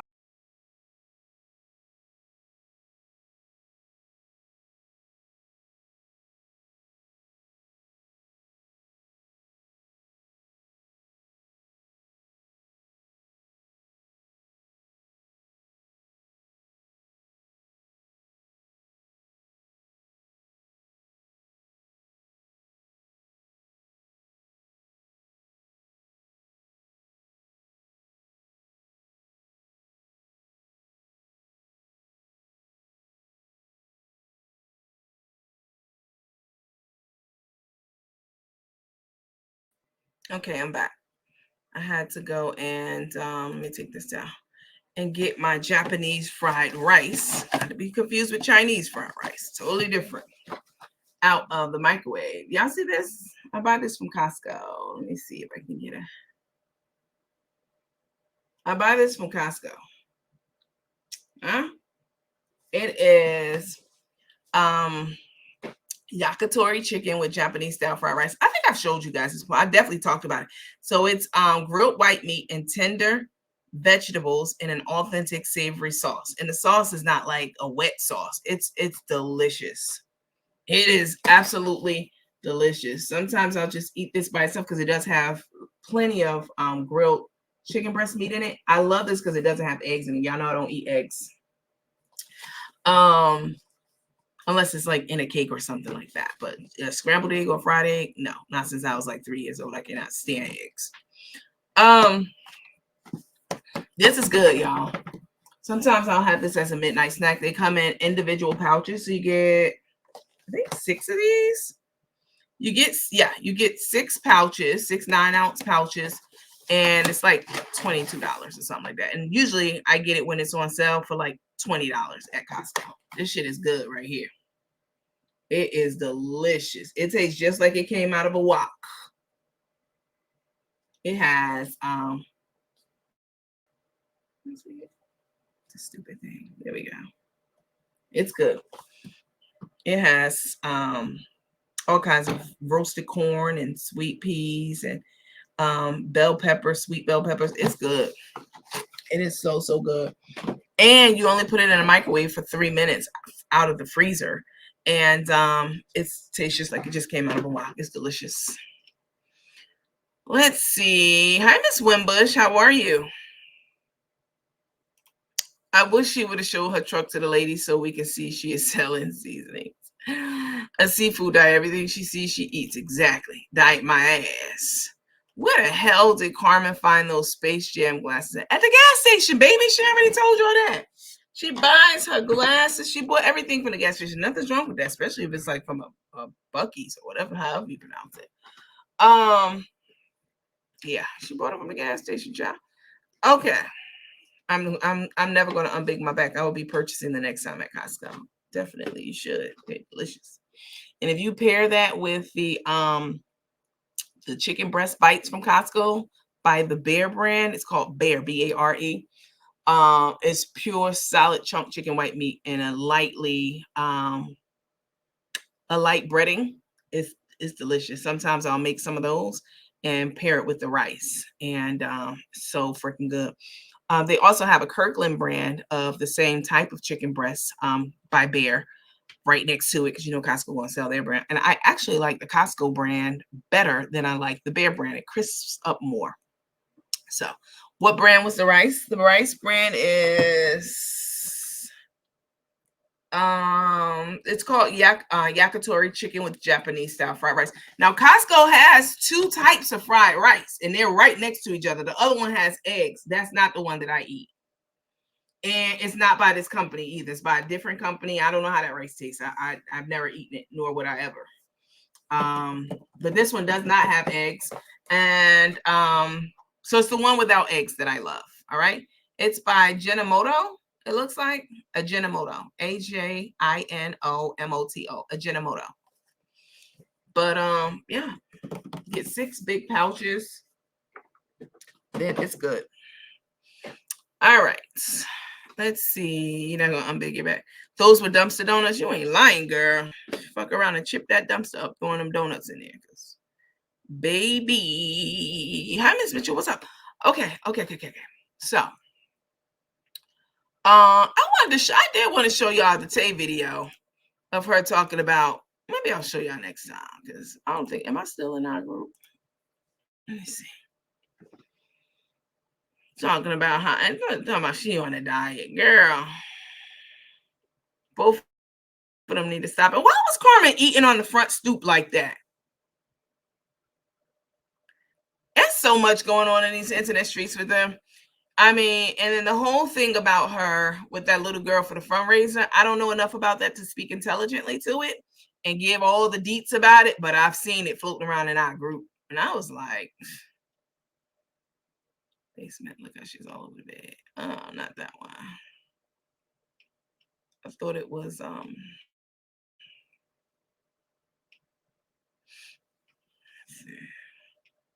I wanted to show y'all this because Tater Head was really trying it with this shit right here, child. I said, girl, what is this? Oh, somebody made bread in the group. Okay. Looks good. Donna Rogers. Oh, wait. Did y'all see? Oh my gosh. Should I save this for tomorrow? Because I'm seeing it right now while I'm scrolling the group. Y'all saw Carmen with that doll ass knife. Oh, wait. Y'all saw her trying to chop that turkey. Now, what you need to come up with, Carmen, I'm tired of keep giving y'all free business ideas, child. You need to come up with a hatchet. You need to come up with you know, a what do they call it, y'all? Other than a hatchet, it's called something else too in culinary terms. But you need to come up with one of those hatchets so that you can do things like cut joints in between turkey wings and chicken wings. That's what you need to do. Cause baby, that knife was not knifing. Tell me, I'm messing around and I ain't trying to get my knife all dull. Girl, you ain't had no business using that butter knife to begin with. You ain't had, I done cut shit better than that with butter knives. Let's see if I can find this video. Where's it at? Oh my God. This one. Y'all saw Tater. I mean, not Tater. Pappy up there trying to cut that knife, girl. Girl. As Miss Betty and I say when we get on. Girl. Girl. Girl. Girl. this video at? Let's see. That's the thing about these group postings and such.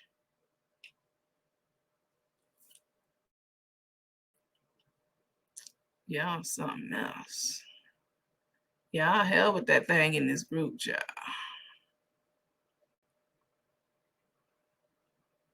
So much going on with them. Is this the one? Yeah, that's the one. Let me show y'all. Let me put Tater Head acting chops on this. A cleaver. That's what thank you. Exactly. She needs a cleaver. What's up, Missy? She needs a fucking cleaver.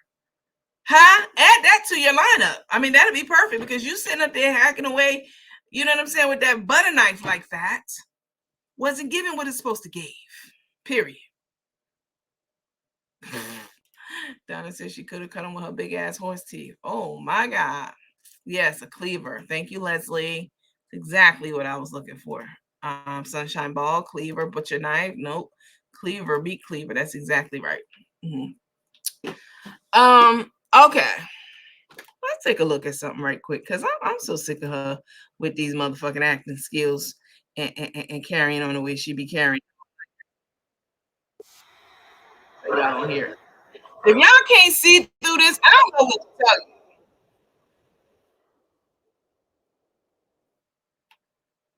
Come on. Steady, are you ready? It's not like I eat a lot of junk food. Somebody please make a montage. Miss Booker, can you get on that? Huh? One of y'all. Miss Booker. Somebody please make a montage of all the bullshit and junk that Pap and Scrap eats on a regular basis. Let me share this with y'all. I thought y'all would find this entertaining. Because she's sitting up here acting and lying at the same fucking time. Well, acting is lying. Let's take a look at this. Let me take my picture down, y'all, because I need y'all to see this. Y'all can't see how fake this is. Tay really be playing in people's motherfucking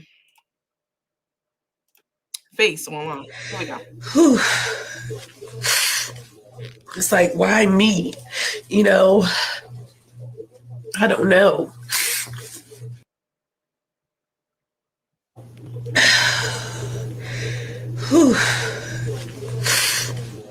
It's like, why me?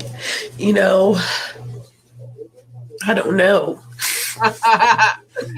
It's not like I eat a lot of junk food.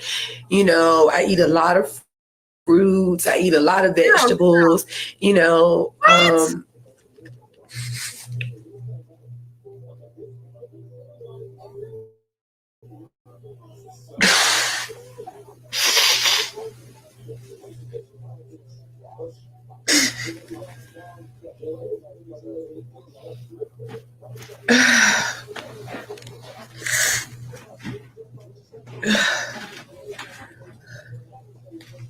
I just don't know, you know, why all of a sudden, you know, I just started having, you know, all of these things.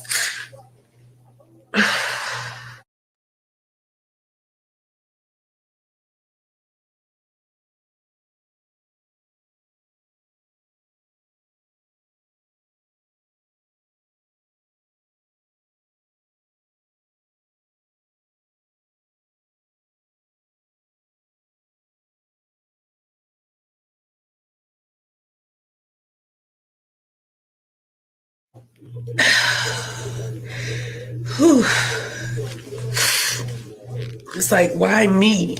You know, I don't know. It's not like I eat a lot of junk food. You know, I eat a lot of fruits. I eat a lot of vegetables. You know,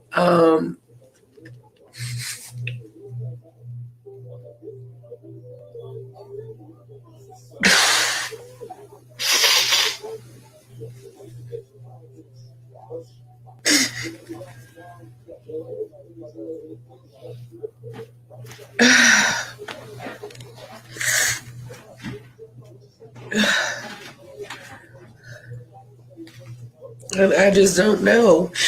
why all of a sudden, I just started having, all of these things.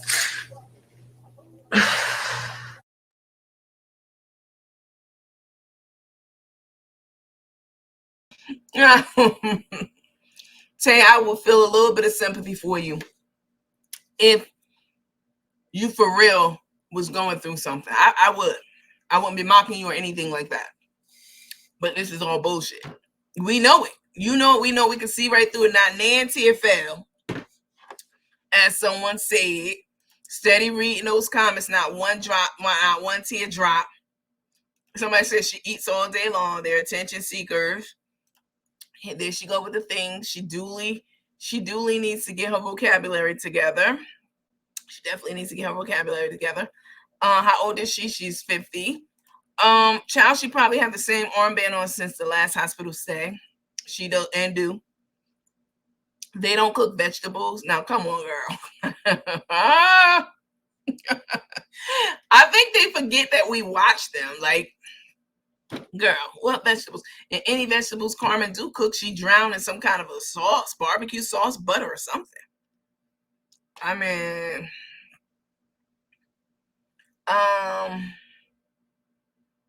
come on now. Still having her hospital band. She was tearing that KFC up. So is this something gastric? I don't know. I really don't. Hi, Miss Harris Young. I just wanted to show y'all that because Teddy Head really be out here in these Facebook streets trolling. Because I consider this trolling at this point. No doubt. I consider this trolling at this point. Okay. Let's shift gears a little bit.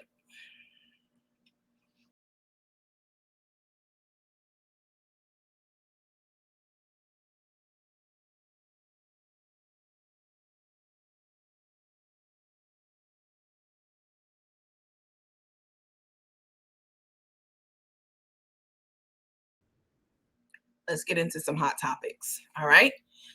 Did y'all hear? This is sad. This is sad. Get your handkerchiefs out. Do people still use handkerchiefs? I'm old school. Get your hankies out. Get your tissue out. This is sad as ever. This is tragic. I'm heartbroken about hearing about this. Did y'all hear about the story where there's a gentleman in Ohio who did not know each other and were both. There's a gentleman who was getting prank calls on his phone, and people were trying to exploit him for money. He has a family member who's in jail, and I guess that's how they got his phone number. And I guess his jailbird family member was like, "Hey, call up my great uncle because he got a few coins." Well, they were prank calling his phone, telling him they're gonna kill his family if they don't give him a certain amount of money, and they do, et cetera, et cetera. And if they don't follow these commands. This is heartbreaking, y'all. So the man is 81 years old. And he called the police and he told them that he was being threatened and people trying to extort him and all this and that. So the scammers who were trying to get him to give them money or gifts and different things, call Uber. Stay with me. They call Uber. They called this lady and sent an Uber over to his house to pick up something. Okay. So they calls Uber and say, "Hey, we want you to go to this address and pick this box up for us." These are scammers, same scammers. Go pick this box up because they had done scared the man into, the man agreed to give them a box of whatever it was. And the lady goes over there, older black lady, she goes over to the gentleman's house to pick up the box. Just a regular routine, Uber type situation. And what happens next is very, very devastating, y'all. Like, it is. I'm heartbroken about this. Let me play it for you guys.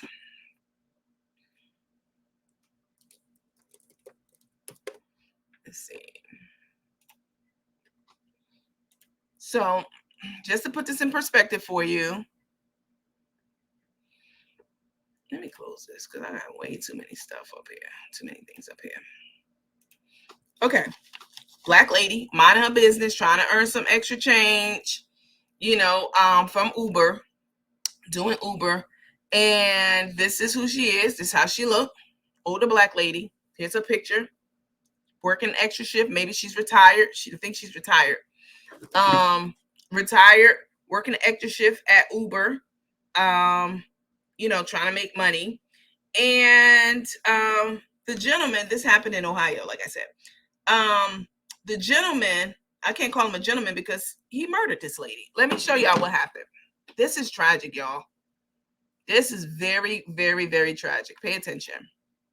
Victims of phone scammers. Victim one, 81-year-old William Brock, received threatening calls last month saying his family was in danger and demanding money. And then the scammers also called an Uber driver, Lolitha Hall, to pick up a package from Brock's home. Brock then confronted her with a gun, believing that she was connected to the threats he'd been receiving, and now he is charged with Hall's murder.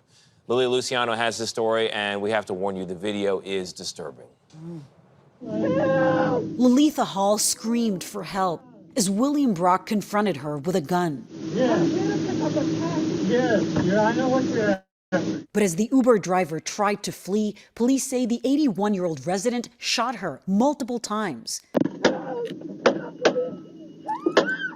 And then he called 911. Well, I shot her in the leg the first time, and I shot her in the shoulder. Why did you do that? Because I was threatened that she was going to come and kill me. The county sheriff's office says Brock was the subject of a scam call concerning an incarcerated relative, which turned to threats and a demand for money. Police say Hall, the driver, was also contacted either by the same scammer or an accomplice to pick up a package from Brock's residence through the Uber app. The guy on the phone center here. Okay. So the male on the phone was trying to get money from you, and she was knocking on the door at the same time? Yes, and he was telling me he was going to kill me and the family and everybody else around. Hall, who was 61, died from her injuries in the hospital. Police say she made no threats or assaults towards Brock before the shooting, other than to ask about the package she was sent to retrieve. They also say Brock took her cell phone and refused to let her leave. Last week, Brock was charged with felony murder, and now he could face 15 years to life behind bars, plus a $15,000 fine. He has pleaded not guilty. What does the prosecution need to prove in this case? That Brock knew he was using deadly force, and what the prosecution is going to say is there is just no reason to shoot 3 times when somebody is trying to leave your property. If somebody is trying to flee, almost by definition, they are no longer posing a threat. Uber says it has banned the account of the person who ordered Hall's trip and has been in touch with both her family and Clark County law enforcement. It's hard to know if the alleged scammers will be held liable for Hall's death. Is something that I asked Jessica Levinson. She says it's not clear that they could have predicted that the ruse would lead to this horribly deadly, tragic outcome. That video, every time I see that video, I saw it yesterday, it's heartbreaking. You can see the fear on her face. And hear it. She has bad information. He has bad information. He's amped up and scared. She doesn't know what the hell is happening. The guy comes out with a gun. It's so heartbreaking. Tragic, and we'll just see how the prosecution and how the defense, what they can claim, whether they can use the castle doctrine because it was outside of the house. Scammers are definitely liable in my mind. I mean, they're the ones that put those 2 people in that situation. Lily, thank you very much.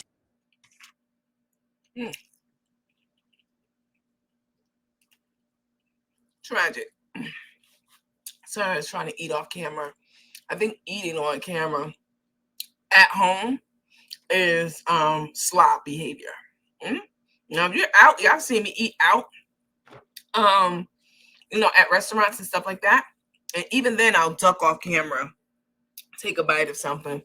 But to actually load up a spoonful of food, like, the Roach do and some of them, and load it up on camera, right in front of the camera, eating and talking and reading the comments at the same time at home. Because at home, you can wait to eat your food, prepare it later. It's slob and roach behavior, definitely. Very unprofessional for a so-called professional. Again, I'm not saying if you're out at a restaurant eating, because y'all have seen me do that. And again, even then I use, a bit of discretion with that. But to just be sitting at home eating a full-fledged meal, maybe a snack. Y'all have seen me snack once in a while. But even then, I'll stop doing that because playing it back and looking at myself, I'm like, It's very unprofessional. But fixing a 5-course meal, sweetheart, and eating it on camera like the slob you are goes along with everything else everybody been saying about you on the internet. Okay. Do y'all think, let me know in the comments, if y'all think the people who arranged this, the scammers who called him and also called her, are they liable for what happened and for what took place? Let me know in the comments, yes or no. If they are liable, if you think they should be on the hook for this, just as much as the man who pulled the trigger, because that's the debate. You know, do the police go after them too, or do they just go after the man who pulled the trigger? What do you guys think? Let me know in the comments. Yes, if you think they should go to jail too, that they're culpable. Excuse me, or no, if you think that you know, they're not the ones who pulled the trigger, so they shouldn't go. Lots of yeses. Yes, 100% yes. Yes, absolutely, they're complicit for sure. Yes, hi, Ms. Highsmith. Yes, extremely liable. Yes. I think they should get some type of repercussion other than a banned act. I think that's just the start of it. It's banning the account. But I agree with you. Yes, they should be held liable along with him. Because people are saying that he shouldn't even be held. He shouldn't be liable. He's old and senile, and you know, he didn't know what, you know, that she wasn't part of a scam. He just, you know. But the thing is, she wasn't threatening. We saw the video. We saw the actual footage. She wasn't threatening. She wasn't, you know, aggressive at all. You can hear her begging for her life and saying, "I'm just here to pick up a package, please." And she also was trying to retreat and leave the scene. And he pursued her and he shot her in the leg. And he says that in the audio. He shot her in the leg, and then he shot her multiple times in the shoulder and probably other parts of her body, because we heard like 5 or 6 gunshots at point blank range. I mean, this is horrible. This is horrible. And I'm not even talking about from a color standpoint, because if this was a black man who did this to a white woman, or a white woman who did this to a black man, I would feel the same. I don't care about any of that. This is horrible. It's horrible. It's absolutely horrible. I feel, I mean, just, this is tragic. It's absolutely tragic. He definitely needs to go to jail. Right. He definitely needs to go to jail. Oh yes, he should have. He shot her 3 times. He shot quite a few times. Let's watch it again. I know it's People disturbing. who did not know each other and were both victims of phone scams. To flee, police say the 81-year-old resident shot her multiple times. And then he called 911. Well, I shot her in the leg the first time, and I shot her in the shoulder. Why did you do that? Because I was threatened that she was going to come and kill me.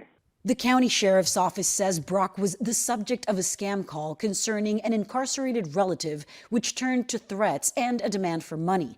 Police say Hall, the driver, was also contacted either by the same scammer or an accomplice to pick up a package from Brock's residence through the Uber app. The guy on the phone center here.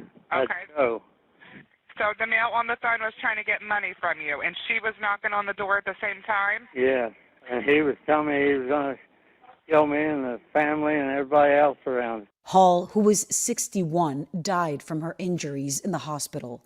Police say she made no threats or assaults towards Brock before the shooting, other than to ask about the package she was sent to retrieve. They also say Brock took her cell phone and refused to let her leave. Last week, Brock was charged with felony murder, and now he could face 15 years to life behind bars, plus a $15,000 fine. He has pleaded not guilty. What does the prosecution? Terrible. Absolutely. I mean, as someone said, and I agree, hi Tara, he didn't have to open the door. Could have just called law enforcement. If you were that scared for your life, I agree. If people have been making threats and you think somebody done pulled up on those threats, why don't you go outside? Why don't you open the door? T said he definitely needs to go to jail. Hi, Janet. Mike Ray said he should get jail time for every year plus 20, but he won't make it. He's old as dirt, and he should spend them last days behind bars, period. I mean, that's going to be miserable for him. Definitely. I mean, that's crazy. Mike Ray also said he wanted the opportunity to shoot a Negro. I'm sorry, I don't feel any sympathy for him. He all outside being Rambo and shit. It could have been that. I really think that he probably was receiving those calls. And, you know, he's older white man.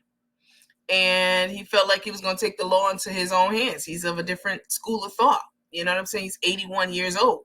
So he was like, and I believe he would have shot anyone who showed up at his driveway, whether she was black or white. Let me be clear about that. I don't think that this was a race thing. I think that, although lots of things are, but I don't think this was one of them. I think that if somebody lily white would have showed up, I don't know about that. Let me think about that for a minute. Because I'm thinking about it. If a white man showed up, he probably would have shot him. But if a white female showed up, like a Taylor Swift looking type chick, I don't know that he would have shot and killed Taylor. You know what I'm saying? I don't know. I think he probably still would have had the gun on her, and he would have tried to get understanding probably before he shot first. I think he, that's what I think. He probably would have tried to get understanding. And when she said, please, I'm just here to pick a package, please, I don't know anything about this, he probably would have been, more amenable to what she was saying, as opposed to, this big black woman or even a big white man. That's what I think. Yes, they set this up. Donna said, I think it was definitely racial. Okay.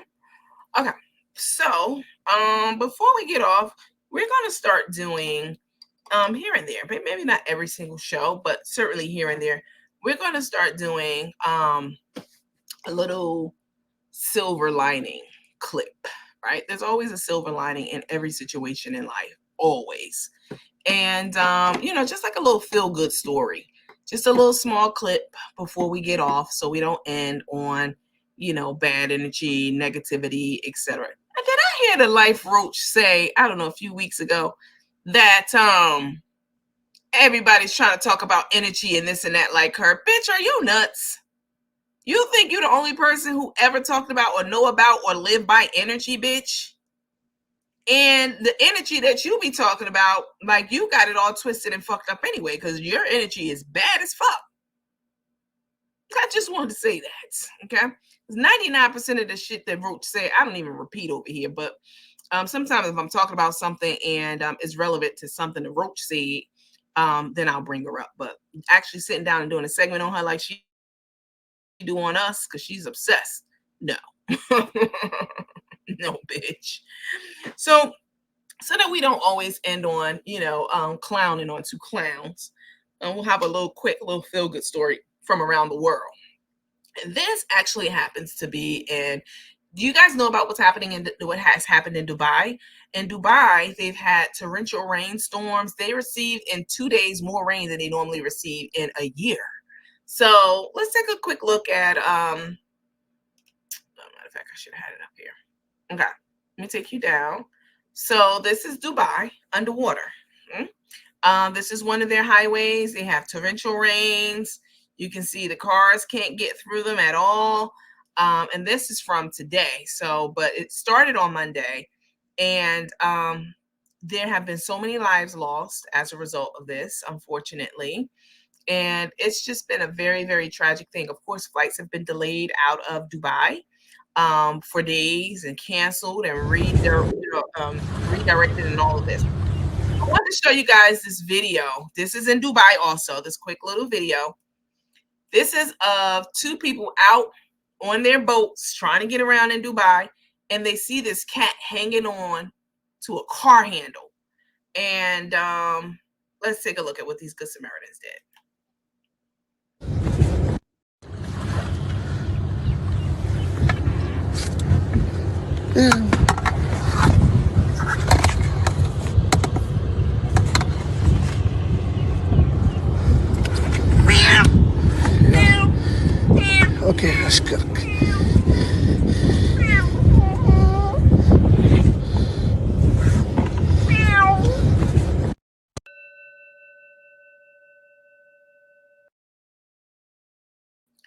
I thought this was so sweet.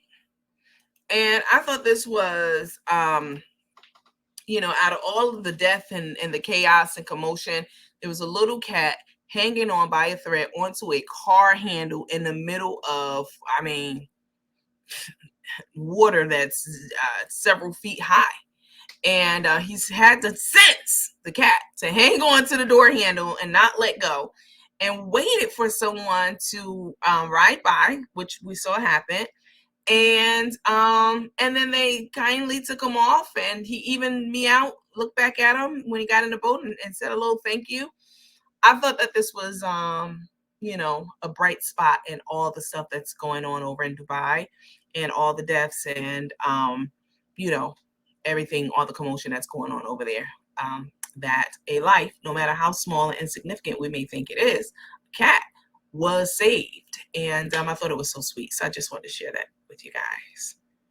You see that cat didn't jump off. Exactly. I noticed that too, you see that cat didn't jump off after he put it down. Exactly. The cat had the sense. First of all, the cat wouldn't do that because it had the sense to hold on to a car handle. Did y'all see that? Let me play that piece again, because I thought this was incredible. I thought this was absolutely incredible. Look at it, holding on.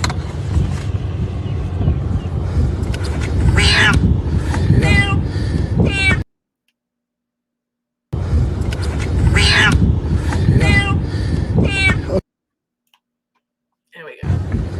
Look at the cat. Wow. Wow.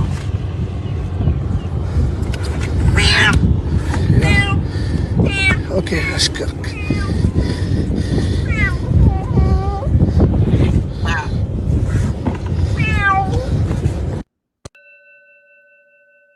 Wow.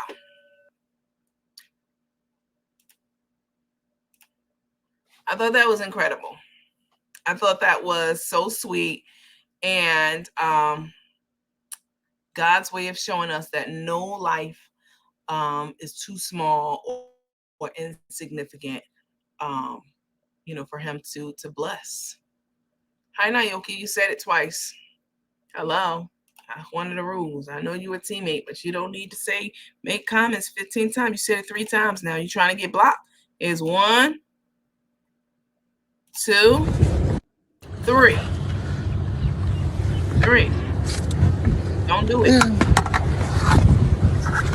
On a baby timeout. Huh? You don't need to. I'm not gonna put you in timeout. I'm just playing. But don't do that. Huh? You don't need to put your comment 3 times, 3, 4 times for me to see it. If I see it, I see it. If I don't, it's no slight to you. I appreciate you being here, but don't do that. Everybody knows that's one of the rules that'll get you blocked. Let me know in the comments before we go. Are you a dog person or are you a cat person? Now, I don't wish harm on either one, a dog or cat, but I'm more of a cat person. I had a cat for 18 years, and then I had to put her down not too long ago, a couple of years ago, and it was it was a very hard thing to do. Are you a dog person or a cat person? Let me know in the comments, please. Thank you, Miss Booker. While you guys are doing your I could take crying with her fakeness, girl. While you guys are doing that, but rest in peace, by the way, to the Uber driver who went over to pick up that package. Unbeknownst to her, it was all a setup from the get up. Just tragic. I hope her family gets justice, because you can't even be out here earning a living these days without people plotting and scheming and scamming in the background to try to, take you off this planet. Although I don't think that was their plan, but still, it led to it. So there's that.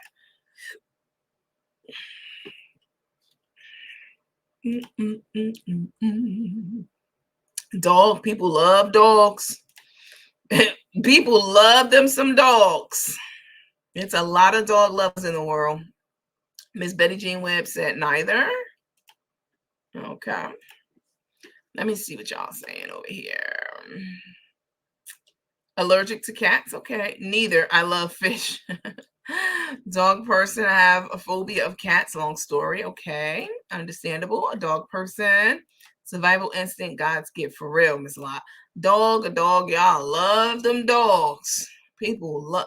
I'm a dog person. Miss Pittman said neither. Hi, Miss Frazier. She said, give me a dog. Miss Lester said dog. Both. I have a cat now. I had a dog for 16 years. He passed away. Now I have a cat. Wow. That's a big switch. Neither. Both. I had my dog 17 years ago, but died with breast cancer. Cats now. Okay. Cats are easier. Cats don't require constant affection, constant affirmation. Oh, you're a good dog. You're a good dog. You're a good boy. They don't require constant affirmation. You don't have to walk them. They're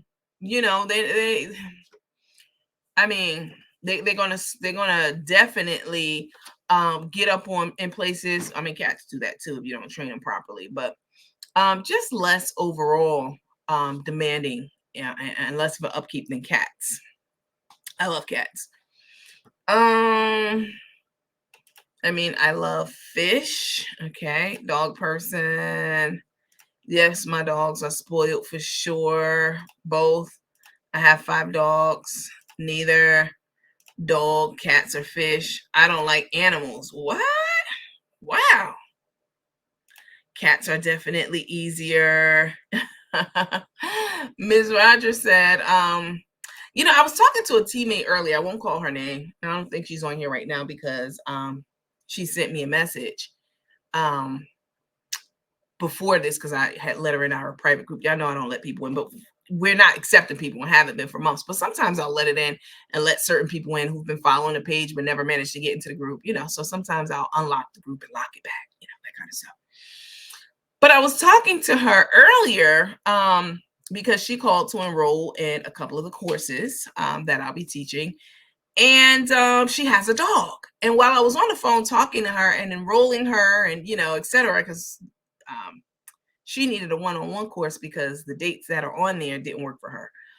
So she needed one of them one-on-one, and the other one, there's no scheduling conflict, the other course. But she has a dog. And she was telling me the funniest story about this dog while we were on the phone. She was saying how she got her dog from, because I told her about the cat thing. She was like, oh my God, my dog is from Saudi Arabia. And I said, Saudi Arabia? She said, yes, when I first got him, it was the funniest thing. He would not respond to commands. I hired a trainer and everything. Sit, talk, speak, stop. She said he would never, it was like he was deaf. He didn't respond to anything. She said she later found out he didn't respond to anything because the dog understood Arabic.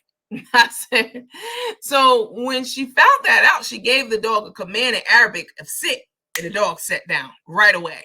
So I thought that was just the funniest thing. And while I was on the phone with her, enrolling her in these courses, I didn't hear the dog bark once, not one time. And sometimes I call people and their dogs be going the hell off. You know who you are. I ain't gonna say no names. But they be going off. They be going bonkers in the background. I didn't hear her dog one time. So then she sent me a picture of her dog, and he's such a, actually it's a she. She's so cute. So, people love their dogs. Let's see. You don't have to walk dogs. Hi, Miss Jordan. I love my cats, and they know when I'm sick. They are so compassionate. Yep. You purchased one dog and had 2 strays and had 2 stray cats in the past, all gone now. Yeah, that's the thing about cats. I will never get another cat. I will never get another pet of any type, but definitely, I can't even say definitely not a cat. No pet. Let me see. Let me take you down. So that's our little, silver lining, positive, sweet little clip before we get off of here that I wanted to show you all. Also going to take this opportunity to remind y'all about my courses. Influencer 102 workshops coming up. That's this coming Saturday. Yeah, that's on 420. I know some of y'all gonna be high off a weed because that's 420 day, and y'all love to smoke y'all stuff on that day. But for those of you who want to be of clear mind, go ahead and register for this course. The classes are limited. They're very small. We had a one-on-one class earlier today, and it filled up. So if you want to take one of these courses, don't delay. There's only, a certain amount of seats. Classes are very small. So we have a 102 coming up this Saturday. And then on the 26th, I have another 102. On the 27th, this is the Business 101, Starting a Business from Soup to Nuts. I'm going to help you get your business up and running and legal. All right, from even picking a name. Okay, that's very important that your name represents your brand and tells a person about your business, because you don't want to have to do an elevator pitch of what your business is and what it does and how it does and what it is and why it is and what you're selling. What you're selling should be in the name of your business, period. Okay? Huh? Hotel Suite Life, overnight bags. You know exactly what that is. Insta braids. You know exactly what that is. I don't have to give you an elevator pitch and waste people's time and people not interested in all that. When they see your name online, they should automatically know your business name. Oh, I sell a skincare line. Huh? That should be somewhere in your name. Go ahead and feel free to use that. Everybody, you steal everything else from this page, girl. Or I sell a perfume line. Oh, so pretty. What the hell does that mean? Is that a clothing line or is it a makeup line? What is that? So the name of your business should be, or what your kind of business you have, it should be in your business name. All right. Naming your business after somebody in your family, your kids, your dad, you know what I'm saying? I was going to say deceased husband, but then I thought how insensitive that might be. But let's see, your great-great-grandmother who's deceased, nobody cares about that. That doesn't tell a person what kind of business you have. So anyway, we cover that also. And helping you to pick out a name for your business is part of what we do. It's part of the course. It's part of the curriculum and the activity. One of the activities that we do as part of this workshop. All right. Go through different names and all that stuff, or renaming your business. You can do that. I help you register your business name. I tell you about DBAs when you run into issues with the registration of your business name and all that stuff. Obtaining a TIN, which is extremely important, TIN, EIN, registering with your Secretary of State. You have to do that. Filing your articles of incorporation, very important. And also picking out the type of business designation. So are you an LLC? Are you going to be a sole proprietorship? We go through all of that and more. All right. It's $175. It's a 2-hour and 30-minute course. It's very hands-on. And this is information and a skill set that you can apply immediately to your, I'm glad my mic wasn't muted. This is a skill set that you can use immediately. All right. So sometimes you sign up for courses or even go for a degree, and it's a skill set that you're not using. It's in your back pocket, but you can, use the skill set immediately. And then finally, the web design. This is big. This one is $195. It's 2.5 hours. In this course, I'll teach you how to design, develop, and manage a website of your very own. If you have a product or service that you'd like to sell to the public, it's imperative that you have a website that's reliable, functional, and intuitive/easy to use. Some of the lessons covered in this course are securing a domain name. That just means a web address. So I hope you figure that out and pick that, because that can be, a bit daunting too. Securing a domain name, selecting a proper host, web design and development. This is for beginners. So you don't have to have any previous skill set. We're going to approach this on a beginner level. And by the end of it, you'll have your very own website. All right. So web design and development, e-commerce tools like selling and managing your products on your website, the shopping cart feature, the sign-in feature, all of that stuff, business emails, and more. You have to have a web. Right now, Tay is in a space where she doesn't have a website to sell her products on, which is crazy to me. I think that she definitely could have one. If she wanted one, she'd have enough money to hire someone to do it. But I think her getting all this Cash App money, which is not traceable money, and it's not taxable. It's not, well, it is taxable, but you can pay taxes on it or not. And all that stuff is appealing to a lot of people. Personally, I can never take hundreds and thousands of orders on Cash App. Nope, it's going to backfire on her. Trust me. All right. So there it is. I'll be adding more dates as the time go along. If you don't see a course, a date and a time available, but you want to take one of the courses, reach out to me directly and I'll look at my calendar and we'll set something up to accommodate your availability. All right. Super easy to do.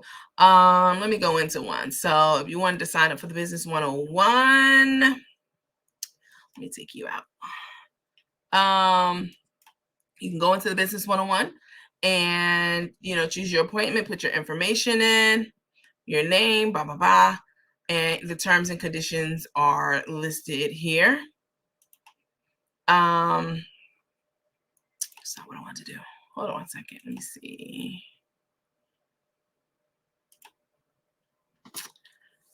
If you wanted to take let's see.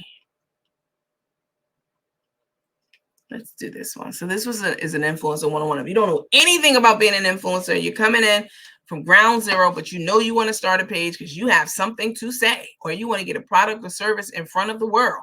You start here and become an influencer 101. You just click on the sign up, and I try to keep the intake form very, very short. How long you've been in business, just to give me an idea of where you are in your business. Less than a year, 1 to 3 years, and I also put the option for 4 more years. So you can pick from the drop-down box. How comfortable are you navigating across different social media platforms? I'd like to know. So, and that's it. All right. I have a cancellation policy and all of that. So you get a credit if you cancel within 2 days of the start date and all that kind of stuff. So I'm not unreasonable at all. All right, let me see. Oh, y'all not even looking at it. Sorry. I don't know why it's not up here. Oh, because I stopped it because I didn't want you guys. I was in my other account. All right.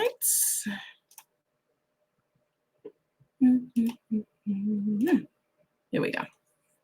All right. So you go in and it's super simple. You click on the enroll button, fill out these questions, and that's it. Super, super, super simple. Super simple. Just close you. That's you. And you have a Frenchie? Yeah, I'm not a dog person at all. I don't hate dogs, but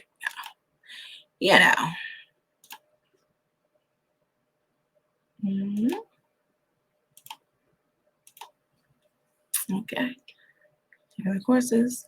Check back for dates. Like I said, we had a full class, full workshop earlier today. We had a 101 class. The 102 is coming up this coming Saturday. And then the other classes. So check back for availability. And if you don't, again, see a date or time that works for you, let me know. And I will, try to accommodate your schedule. All right, let me get out of here. Okay, I'm going to bid you guys a good night. All you nosy, dry pussy bitches in the bushes, thank you for watching tonight because you definitely adding to my wealth. I definitely appreciate it. I know y'all hate my guts, but still you're here, which is nuts because there's billions of influencers online, but you're addicted to this page and you like to hang from my tampon string. I understand it completely. Hi, Miss Deborah. What you doing up this time of night? Oh, well, she answered the question. She said that she couldn't sleep and she just woke up. All right, you guys, I'm going to get off of here and wish you guys a wonderful, wonderful rest of the night or morning because it's 4:30 in the morning. And let me take this down. I wish you guys have a wonderful, wonderful rest of the day. And I will see you guys on the next episode of Nandy After Dark. Bye.